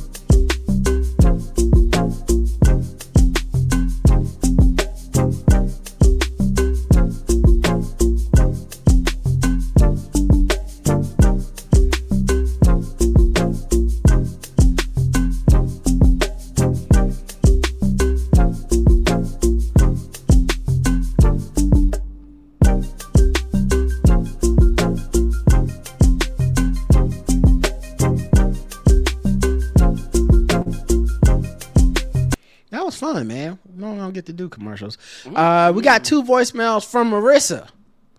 Let's check them out. Yes, sir. Hey, y'all. It's Marissa. I'm just calling in to chat about a couple of things that have come up in several episodes, so bear with me if this is not as succinct as I would like it to be, but what really prompted it is I'm a part of this, like, Black Girls Who Pole Dance group or whatever, and somebody shared one of those black folks sit down memes, right, on Friday and Saturday, where there was a bunch of national actions happening for Minnesota, and I actually had just gotten back from a march here in Seattle.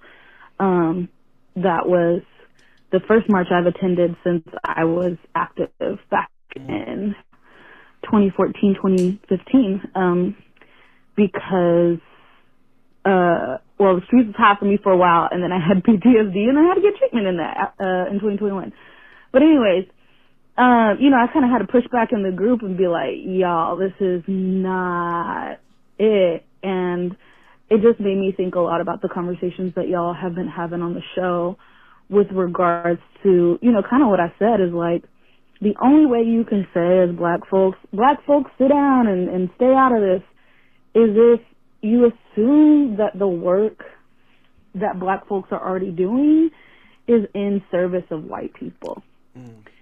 And I don't know any black people who are really on that type of shit. But if you believe that black people's work is in service of black folks, we just don't have the luxury of saying sit down, and anybody who's telling you to sit down is a fucking op.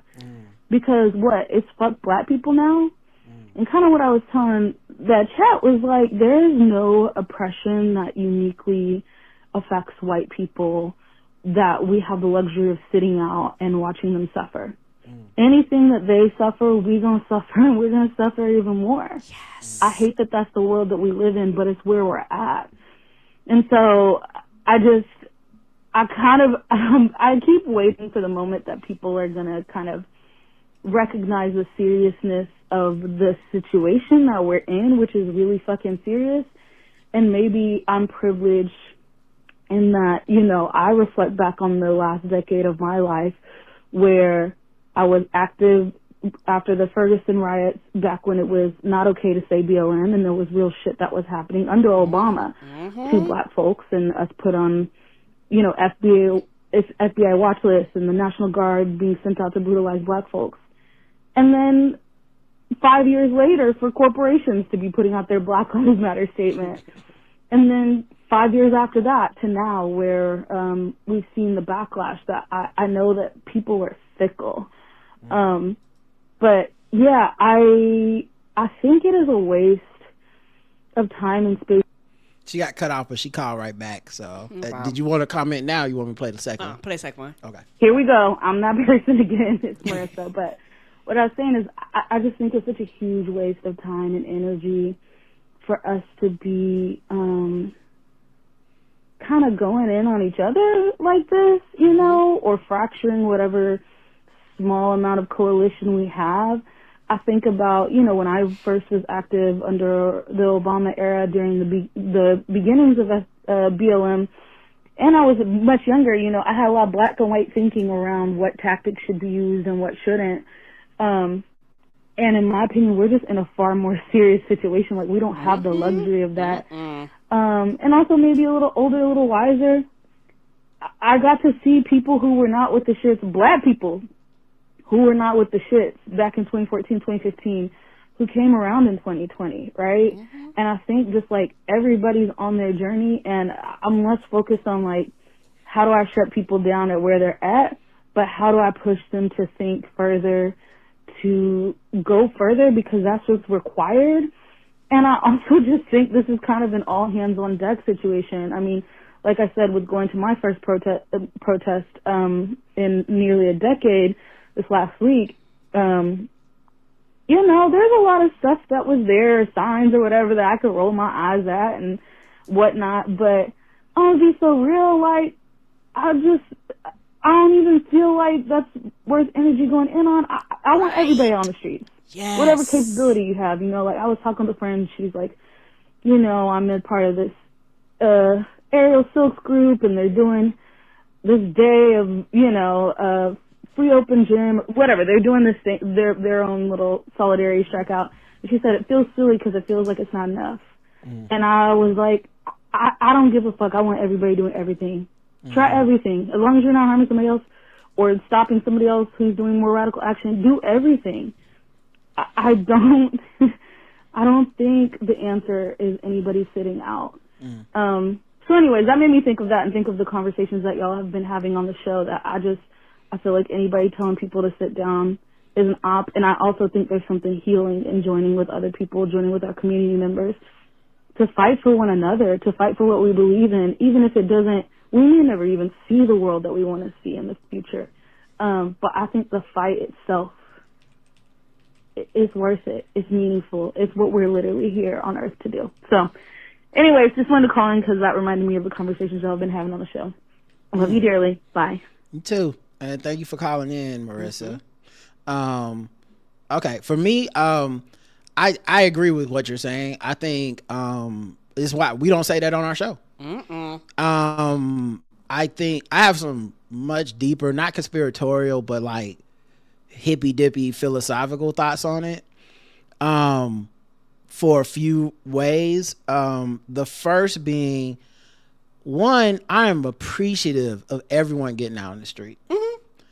I'm definitely appreciative of white folks that get in the street, but mostly because the privilege that they get to move about with is something black people don't really have. Agreed. And in this case, a lot of these white folks, I mean, they seeing for their first time, like, hey, we can get gunned down too. Like, this isn't just I think it hit different when the march was for black people in their minds. It was, I'm an ally and I'm doing this to help black people, to let people know their lives matter. And there's a level of altruism to it. And when like Heather Heyer gets run over in Charlottesville or something like that, there's like a level of like, oh my God, no, she was trying to help black folks. These folks is marching for themselves. What I think the optics of social media have done with black quote unquote activism is that a lot of that class of quote unquote activists makes money off the idea that they are doing a service that benefits people like white folks that don't want to come out the house and get involved. And that's a very dangerous thing to do, because it associates activism with this like commercial commodification of like what is palatable to white folks, what is easiest to white folks, what makes them feel the guiltiest and will give up the money. Like, you know, I know you went through that with Safety Pin Box, but there's this idea of like that's all activism has to be. You know, let me throw up my Cash App. I said a thing on Facebook and it's going viral. Cash at me for having thoughts. Did I do any work? So I think a large part of that is people are actually revealing themselves that they were not come out the house, get in the streets. People, a lot of, I say this whenever Karen talks about not doing something in this new administration. It's like, I'm not trying to be a dick, but I have to point this out. If you weren't doing the thing before, You didn't change anything. So saying I'm not marching, did you march? No. Okay, so what is that coming from? Because nothing really changed. Are you discouraging everyone from marching? No. Is this a change that you were gonna do and you're not gonna do it? No. So, it makes we're emotional. A lot of us are angry. I allow space. Now the difference is I'm not gonna lecture black folk. I'm allowing space for it. If y'all feel like this is your angry retort at a world that has rejected us in mass, and then you need space, and I hope you do get healing and joy and you find something, because as I brought up earlier about like trying to decolonize my mind, even saying that as a black person I'm sitting this out, to me says I am thinking about white folks. Yes. Because if you're sitting something out, you don't need an announcement. You just sit down. If I've decided I'm not going to do something, I don't actually need to announce to the world that I'm doing something. I just don't do it. Like, we talk about things on our podcast, and so it might come up in that we are talking about this on our podcast, meaning like when I see a Neil Brennan be like, we got to reach out to these people and bring them back, and I go, I'm not going to do that. I'm only saying that because we're talking about it on the podcast. If in real life, I'm not tagging Andrew Schultz or trying to contact him to let him know I won't be helping him or whatever. I'm not, let me hit up Charlemagne and tell him, whatever. Yeah, everyone's going to do what they want to do anyway. And the last thing, and I'll pass it to you, Karen, but I think black people have always been doing the work for ourselves. That's why I don't get into this. I love black women. Okay. That love them. But I don't do this deification of black women to where you turn them into some sort of like saint or you dehumanize them by overly patronizing them. Meaning, I assume black women are involved politically for black women. We don't want to die. Like, I've never thought, here go black women saving white people again for themselves. Thank God the black women saved the white folks. I've never thought that. I've always kind of found that sort of sloganeering that happened online for like 5 to 10 years during the Black Lives Matter movement. I always found that shit to be extremely dehumanizing and patronizing and tokenism, and it was weird. It was like, if it wasn't for these black women saving America from ourselves. I'm like, black women know they on the front row. Right. They just like, how about you hop on, if you really are inspired, hop on the front row. If you're if I'm supposed to believe this shit, Kamala Harris would be president. Agreed. So I never thought these white folks believed that. I never thought all the thank black women say, did you pay a black woman today? I always thought that shit was kind of some bullshit, because actions speak much louder than even the money. The money don't really mean shit. If we keep losing these elections, the money don't mean shit. If you willing to sit out because you didn't get the perfect candidate, then you don't care about black women. And I say that as a black person that votes for imperfect candidates because I know better. I'm like, yeah, it's better to get this than the other. Like you said, FBI had y'all name on list under Obama. You know what I'm saying? So it's not like I was like, well, if you have Obama in office, nothing bad will ever happen to anybody. No, it's like, but it's easier to work in a framework where some people have to play by some rules.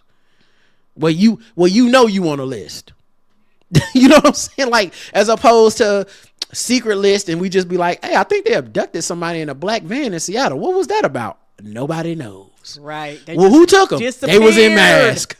You know what I'm saying? So anyway, all that to say, like, this sitting out shit feels like radical selfishness masked in pro-black speak.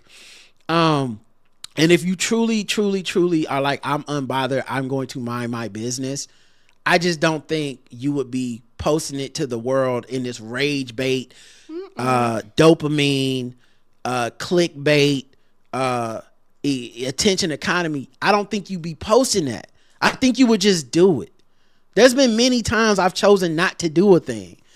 And it's just for me. It's not about trying to set some sort of like revolutionary or rebellious example to the white people around me. Like, hey, I'm not going to the No Kings March. Like, you know what? I should just stay home and not say anything and play my video game. I'll be fine. Mm-hmm. Like, I don't need to who am I thumbing my nose at when I do that? I don't even understand. And it does play into this idea of like, when it is time for black people to catch the brunt of this, which we always do, there's going to be people that pull that shit up to be like, well, y'all niggas didn't want to do nothing anyway. And I'm like, I don't even know that those black people speak for all of us, any of us, most of us. You know, Kamala Harris started up the new headquarters thing to get young voters out. L. Williams has never stopped working.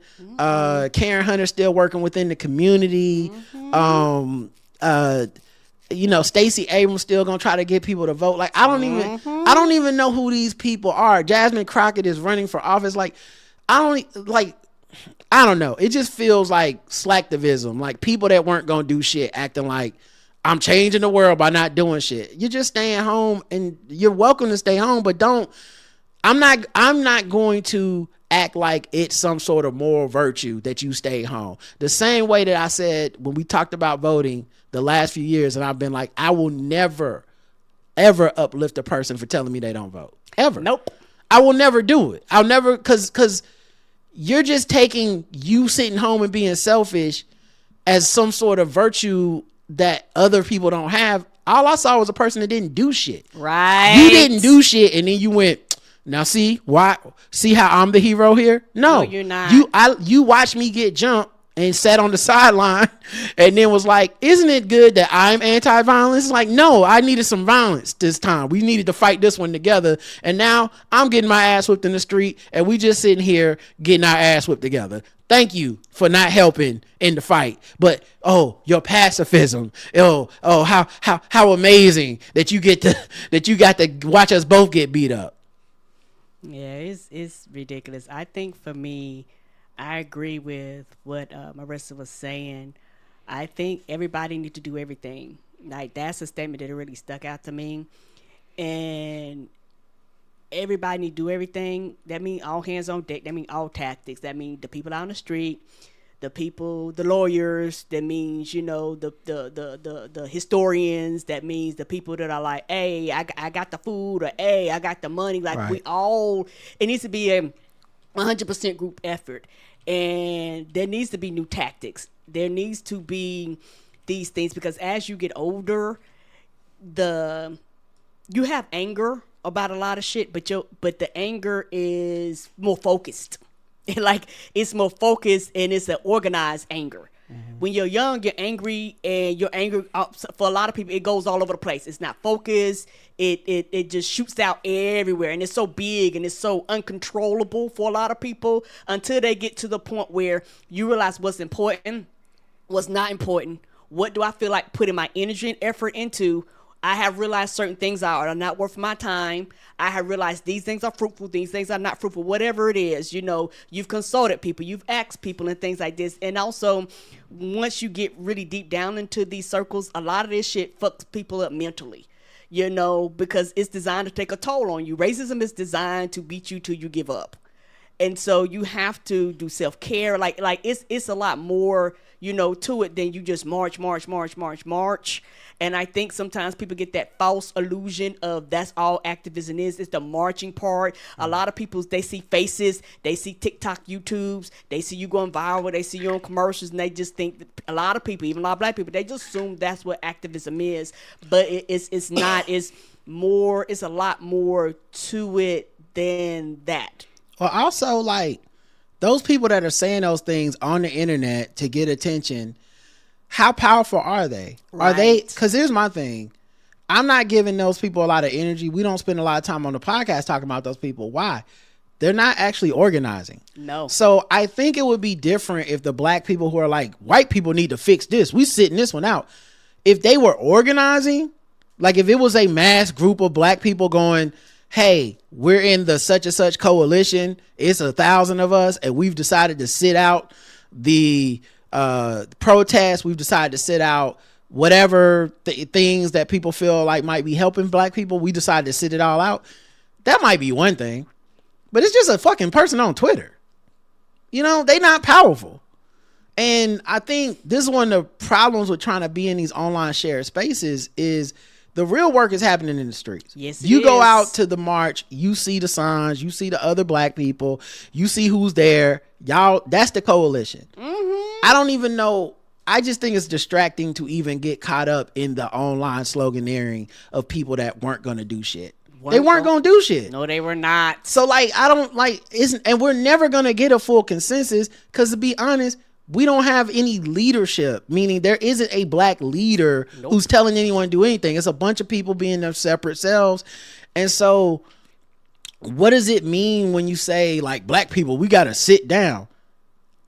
The only people that's going to listen to that is people that's going to want to sit down already. Yes, sir. It's not like people that were active and helping and they're not going to. So like, let's say you in this, with the economic stuff that's hitting black people in our communities, higher unemployment, things that are worse. Y'all think white people going to fight that battle to get black people employed again? Is that what y'all waiting on? Cause that's dumber than thinking like that's dumb. Like for like to be like, well, it's time for white people to do it. Are they gonna do it? Because they're gonna just do it. What, out the goodness of their heart, they're gonna go get the black people jobs back? No. If black people want to work again in America, it will be the work of black people that make that happen. So let's just be real about it for a second. Like before we get into the like, I'm throwing a hissy fit. I'm being rebellious. I'm thumbing my nose. Okay, what's the solution then? What's the solution? So like, I don't think like at the end of the day, if white people fight this battle on their own, which is, could be possible. And let's say they win back some concessions from conservatives and they get some things back for Americans that we supposed to have.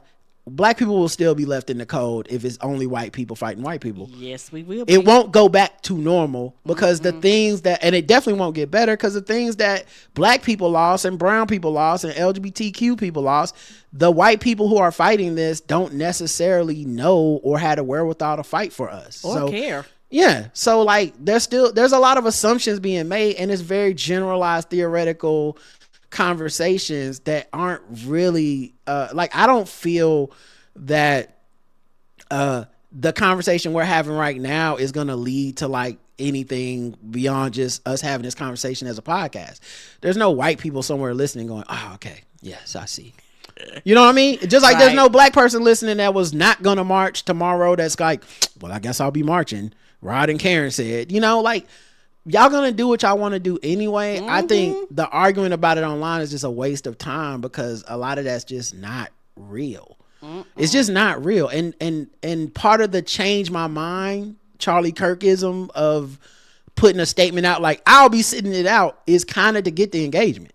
So they kind of got to preoccupy your mind. I don't know what the construct of the march when it comes to like demographics, what it looks like compared to what it used to look like. Right. But I will say this, if it's starting to look different, I think a lot of that is because the erosion of positive energy and moving towards change, that is one of the things that was on the ballot. Yes, it was. So you got people giving up that might not have gave up before because they said Trump is back in office. Yes. And it's so like some of them don't got the, like say the first round fight was BLM and the second round fight was Trump won. And let's say Biden, a lot of people took off because he was a good president and they thought whatever, or even they thought the third round is against Biden. Fuck him. We're going to get him out of office. I don't know. Right. Whatever it is. The fourth round against Trump, a lot of these motherfuckers ain't come out the side. They corner. Like when it's time to fight, they like, okay, we're getting our ass whooped. I'm done. Right. And so that's the very real consequence of letting this shit take power is that people are still human and they do exhaust. They run out. Their battery for change is not inexhaustible. And a lot of these people ain't fighters for real. They just cosplay fighters when it was good online to get money and to get attention and put activists in your bio and put the cash app in the TikTok. And a lot of people just kind of seeing that there was a envelope to that type of change and they're like, oh, there was a limit to this. Like you can't just TikTok your way out of oppression, well, No. shit, I'm done. No, you can't. And they realize it is a limit to that. And also they realize at some period of time, you actually got to do the work. And at some period of time, it's like, oh, I actually got to do the work. Like you say, I can't just. Well, it's just, what is the work, right? Because Yes. like the work for a long time became defined as you turn on your camera, face it towards yourself, That's lecture true. some people that Yeah, are yeah. in the room with you, Their and definition then you of the get work money their for definition doing of work that. is that And part, now that right? it's shifted back to like, hey man, we gotta get out in the streets. We gotta get active. We gotta protest against ICE, and we might get fucked up. That people like, I like the air conditioning, Zoom camera work. I like that more than this shit that y'all doing. Right, and that goes back to something I said, and I will continue to say. They didn't want to do the easy part, which was motherfucking vote. Now we have to deal Yeah. with the hard part. Like the easy, the bare minimum was the vote, and that's why I was like, y'all motherfuckers don't have that fight in you, you know. Yeah. And one thing about being black, you have to fight. Like Right. like you don't have the option to opt Well, out. so that's the last thing. That's the last thing, and then we can go to the emails. Mm-hmm. I still have understanding. I do too. I still have empathy. I actually am not going to lecture the black people with what they need to do, because part of this is feeling like we did the right thing. We did fight. We did tell y'all vote for Kamala Harris. We did go vote for Kamala Harris. We did our shit. This is the result of y'all saying fucking it off. And I don't want to keep acting like that. If we can't have that reckoning, there is no point of me helping myself even I can see in it. this environment, because Right. we can't have a actual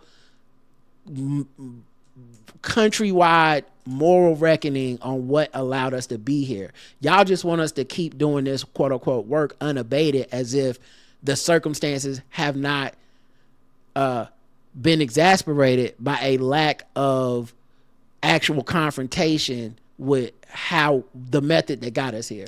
And so I think that's what you're seeing. And I have a lot more human empathy, and I think so. I'm not lecturing or going back and forth with black people who say they not doing shit. I'm just ignoring it, because that's their right if they don't want to do shit.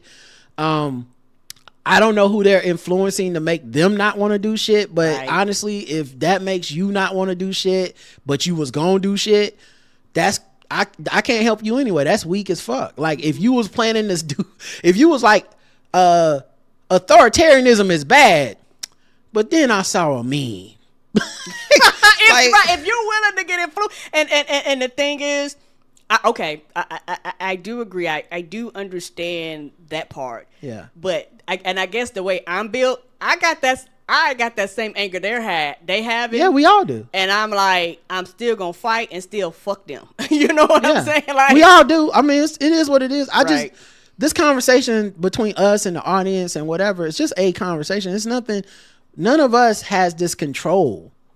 You know, I actually think one of the biggest problems with America is that we still talk about black people like it's a monolithic enterprise and not 13, 15, 16 million individuals. Right. Because it's really not a monolithic enterprise at this point, right? Like, we, even within the framework of us voting together, we vote together for different reasons. Yes, we don't we vote do. together because of the shared oppression necessarily. Some of us have not felt the same kind of oppression as others throughout the diaspora. So I don't think, Go ahead.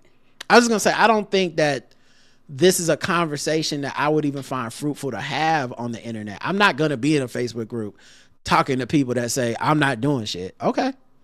Like, what am I going to convince you? Like, you've seen what I've seen and you've decided you don't want to do shit about it. Got it. You know what I Right. mean? I'm doing what I feel is my part. I'm going to keep doing this podcast. I'm going to keep talking about this stuff. We're going to keep encouraging our audience, but like, I don't know, man. I don't have time for that. Like, you've come to a different conclusion. But we'll see if doing nothing is going to make this better. I guess we'll find out together, I because guess you doing we nothing will. while I'm doing something and somebody else is doing even more than both of us. Hopefully it's all hands on deck, people trying in the ways they can. Agreed. All right, lastly is the emails. Marvin says, hey, Rod and Karen, Black History Month moment. Happy Black History always. I've been meaning to send this to you. I know it's a little long, so you don't have to play the whole thing, but it's pretty glorious. I got two of my favorite things, black people and an anime style story. In the 2020 Olympics in Tokyo, France won the mixed team judo gold medal by beating Japan in the final. Kind of wild because judo was created in Japan. So it's like us losing the gold medal in basketball on American soil. Fast forward, in 2024 in the Paris Games, France faces off against Japan in the finals. Japan had the chance to get revenge on the French soil. Now, I don't usually pay much attention to the Olympics beyond the stuff we're in, hoops, track, and field, and sometimes boxing. Well, I had to watch. My son had it on and was slowly learning the rules. The rules doesn't matter. We were up there. As I saw the team, I saw various anime protagonists. The big brother in the middle is Teddy Riner. He is like the LeBron James of judo. I'll show y'all the picture he sent so y'all can see this as well. So I guess this the big brother in the middle that he's talking about. This the team. Is Teddy Riner. He's like the LeBron James of judo, apparently. This was going to be his last Olympics as he was going off into retirement. Yep, he's the old guy looking for one last shot before riding off to the sunset. He had already gotten individual goals, so this was the last shot. Team gold against the rival team he beaten before. So here we are, Japan's team versus an all-black team. At this point, country didn't matter. My son and I watched this live. It was worth being tired the next day. Here's the video of y'all to check out. I'm not going to watch it. Now I just need someone to throw in some Black Panther battle music in there to set this off. And pay attention to how even though they're French, you still feel the blackness coming through. I love us, love y'all, peace. Yeah, I can't watch it obviously live on the show, and also the Olympics be cutting people videos down from YouTube, but yeah, shout out to them, man. That's dope, and I think that's such a fun universal thing about blackness is like I remember watching the World Cup and my liberal writer room colleagues were rooting against France as a colonial whatever power or something like that. And I took one look at the French team and everybody was black and I was like, I'm rooting for France. I've done that before too, yes. Like I get that you guys have some sort of like international like I ain't got some sort of overview of this shit that is different than mine. I saw 12 black men versus 12 whatevers or however many people be on a soccer field. And I was like, yeah, so rolling with them. You know what I mean? like they blacker than the American team. Let's go, France. Let's go. It's like, but what about the country? And I don't know. Them black people probably didn't do that. Right. Like, I don't know. The black people didn't steal the museums from themselves. They probably black the same way that, they probably got there the same way LeBron James got to America. Let's go. Right. Lastly, it's from Steph J, who writes, I have to apologize. Hey, y'all. I have to apologize to everyone that I spoke in defense of Amanda Seales. We even had a conversation about her on Twitter one time, Rod. I was so wrong. Oh, my God. What was I blinded by? The pro-black stance? Because, woo, that clouded my vision. She has a problem with every damn body. Everyone. She became worse during the election, and now I don't know what this is. She's intelligent, but my goodness, insufferable. Thank you for reading. Yeah, I'm not even gonna rub it in your face, man. Like, I used to struggle with this a lot. I gotta give him a chance. I gotta be fair. I gotta wait till the scorpion stabs me in my back and we drowning in the river. And then I'm like, shit, everyone was right. And I don't know when it happened. I just stopped. My life been so much more peaceful to be like, no, I get bad vibes from this person. I don't need to get people on my side. I'm not rallying people against them, but if you ask me about this person, I don't fuck with them. And it has done me so much good because, and maybe it's because of personal stuff, but there's certain type of patterns of behavior that people have where I'm like, even if that person shits on me, lies on me, talks down on me when I'm not around, makes up shit about me, whispers in secret, got people turning against me that I don't even know why. Even if that happens, I truly, truly, truly believe in the nature of my character and their character, that the truth will be revealed through their actions. Agreed. Meaning people like that can't help themselves. If it's not me, and not that Amanda Seales had any issue with me. I'm saying whatever her issues are, they will show, because that's just who she is. It's her nature. She can't control it. So when she goes on Shannon Sharp's show and is talking about it's some autism that's not being diagnosed, and that's why she's really having these issues and no one likes her, so now they're all ableist or something, and then it's no one's sensitive enough and they don't understand anything, and then at the same time she's shitting on Issa Rae, and then she's telling the story how everyone else is wrong, but the story turns out she's calling people nigga at work that asked her not to, and then she's mad that Issa Rae won't go basically get in the guy's shit for being like, hey, can she not call me nigga? I don't like that. Right. Like, but somehow in that story she's the hero. Every story she's the hero. And so anyway, the patterns of behavior really reveal themselves. And I think maybe it was my own personal brushes up against that where I'm like, yeah, it'll happen to you too. Yep. It's fine. You know what I mean? So I've been peaceful about it. I don't remember us having a debate or discussion about it, but I'm okay being like, we just gonna have to disagree about this. And maybe one day you'll see like I was right.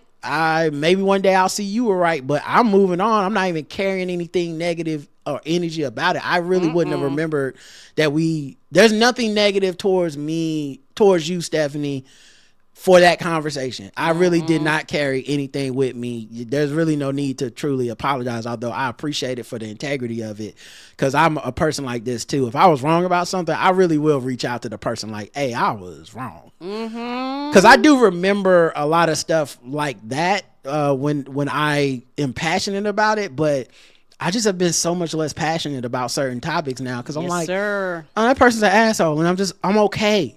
Like, it's not a legal case. I'm not trying to like put them in jail, but I'm just like, that person seemed like an asshole.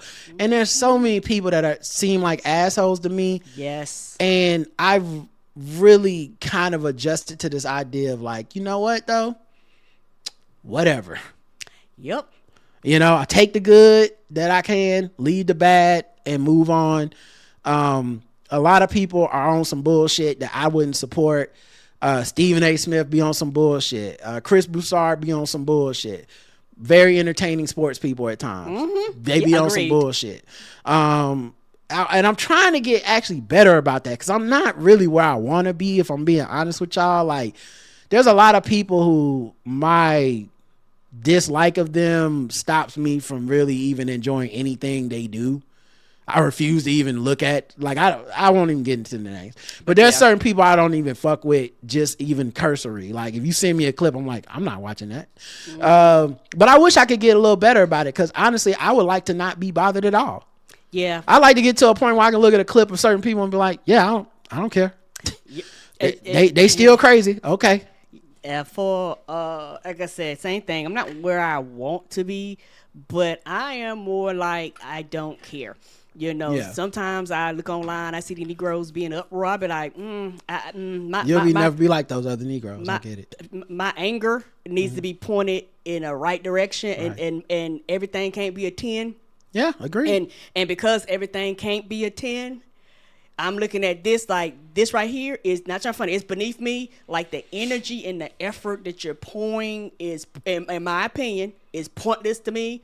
I got, not trying to funny, real shit to be worried about. Like if I'm gonna be stressed out, my blood pressure, cholesterol, all that. If put like this, if it's gonna impact me, it needs to be some serious shit. It don't need to be some shit within 24 to 48 hours. I'm not gonna give a fuck about. Yeah, I was talking to a homie that texted me today about something, and he was saying he has a podcast too, and he was saying how like, oh, actually I could tell y'all. I don't think it's like a secret, but like Bob from Hot Firestarter was like, hey man, you gotta come back on the show. It's been a while.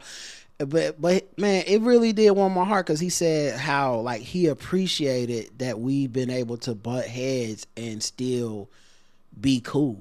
Yeah, because for a lot of people, when you butt heads, the relationship dissolves. And I said, no joke, I like legitimately, that is one of the things I appreciate about him the most. Yes, because like I think some people don't see the value in that. No, they don't. And because I believe in that so much, I really don't think I don't even count friendships as like, oh, so this is just not a friendship. Is oh, we can't disagree. I just gotta be on your dick all the time, vice versa. Like I'm not a contrarian, right? But we're not friends. But like if my life is I gotta lie to you, or you feel the pressure to lie to me, then that's not a relationship. No, that's not. You know what I mean? Because I also don't demand this type of thing where it's like, don't be around me if you gonna like. I want you to be yourself, and if you feel like you can't be yourself around me, baby, we're not friends. So I say all that to say, like, I can sense that type of intolerance in certain people where it's their way or the highway. And Amanda Seales gives me that vibe. And so I've just always been turned off by her. And then personally, I know a few people she's kind of done dirty, but that's their story to tell. Right. But a lot of people in the industry have stories about working with her and how fucked up it turned out.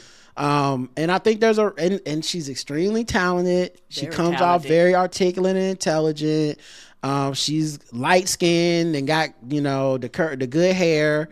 So like there's some privileges and some other reasons that I think she's gonna always be around. And I think the internet is kind of managed to be it's rewarding. It's managed to be a life raft for her. Meaning like you can burn a bridge with a production company, but you'll never really burn a bridge with everybody on the internet. Like some people gonna sign up to hear that shit. So I don't know. I have not followed her to know what her opinions are on the election and Kamala Harris and all that stuff. I see things slip through the cracks every once in a while. Like when she did that round table thing, that show I hate, the Jubilee, when she did that, and I was like, no, don't share me that. Well, look what she said. You're talking to 15 idiots. You should be smarter than them. Right. No, you don't get a pat on the back for that, because you're gonna say something stupid the second you go back to your fucking own devices. You're gonna say something that everybody gets pissed off about. So I don't need that. But I don't. Anyway, I don't even, like I said, I don't even wish her no ill will. I'm not trying to like destroy her or nothing like that, but the same way I would, if Charlamagne said some dumb shit, I'd be like, yeah, that's dumb. Or, you know what I'm saying? Like, or somebody, Stephen A. Smith said, I feel the same way with her. And for the most part, I try to ignore those folks. So, I actually don't know what she's doing, but, appreciate you for hitting me up to say, hey, we had this conversation and I was wrong. Cause like I said, some people still owe me some apologies for other shit, and I ain't get them. P.S. Of course, he put that video of the Obamas on Twitter. This man from the same tree who got arrested at a Klan rally, his father. I really hope Obama doesn't try to do upstanding thing by going to his funeral with his big sandals, sends him to hell thing, first thing smoking. Oh, okay, I see what you're saying. I don't know how to feel about the Obama's responses. I feel like we dehumanize the Obamas a lot. There's a lot of like, why can't the Obamas stand up and say this? How come they didn't do blank? There's no right answer, because people will be mad if Barack Obama come out tomorrow and say, keep my wife's name out your fucking mouth, like he's Will Smith. Some of us will be 100% stand behind him, support him, and some people, well-meaning people, not even calling them coons or nothing, but there'll be a lot of black people like, this is disgraceful. So Trump finally broke him.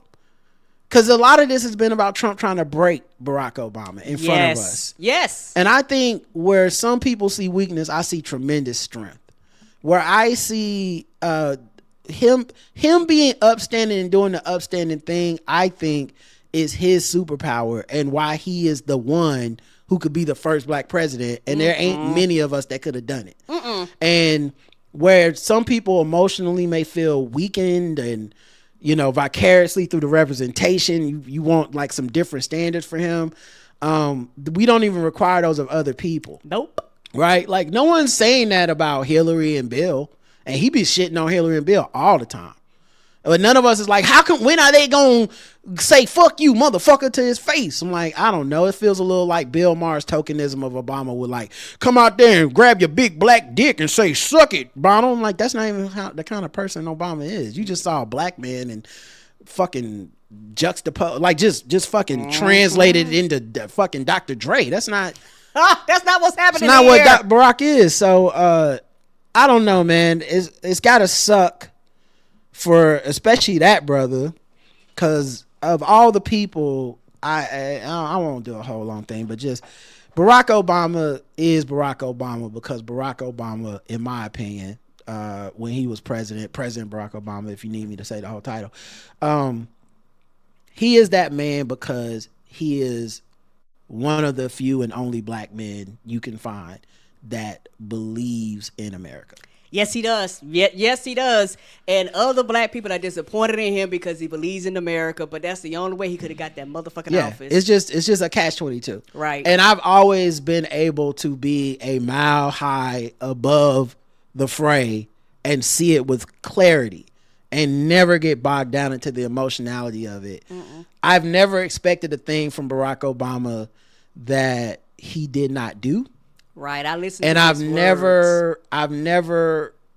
moved the goalpost on him. Because everything he's done has been a thing I did not think was possible. So how am I gonna sit up here and be like, nah, this how you do it? If you didn't think a black person would ever be president, who the fuck are you to be telling me?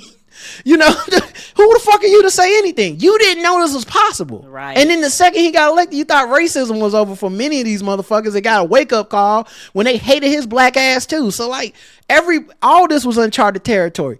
This that is happening now is because white people couldn't handle an excellent black president. Right. An excellent black president. If we're grading presidents from A to B on a scale, Barack Obama is way past passing. And what has come after him has been so fucking middling and feckless with Donald Trump. It has been an insult to the rest of us. So they have enshrined this man in glory by trying to take him down. So there is no room to me. There is no need to me to assassinate that man's character or dictate what his actions should be. If anything, I think he's like Jackie Robinson.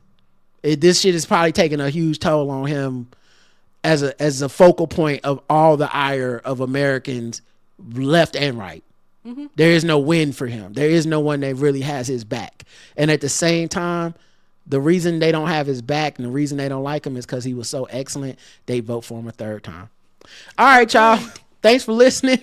We'll be back. That was long. Tomorrow's guest will be Chris Lambert, 10 a.m. He has a new stand-up album that's coming out, and he's going to be here to promote it. Plus, he's a friend of the show, and we're going to catch up in life. All right, y'all. Until next time, I love you. I love you too. Mwah. Bye, everybody. Have a good rest of your night. Peace.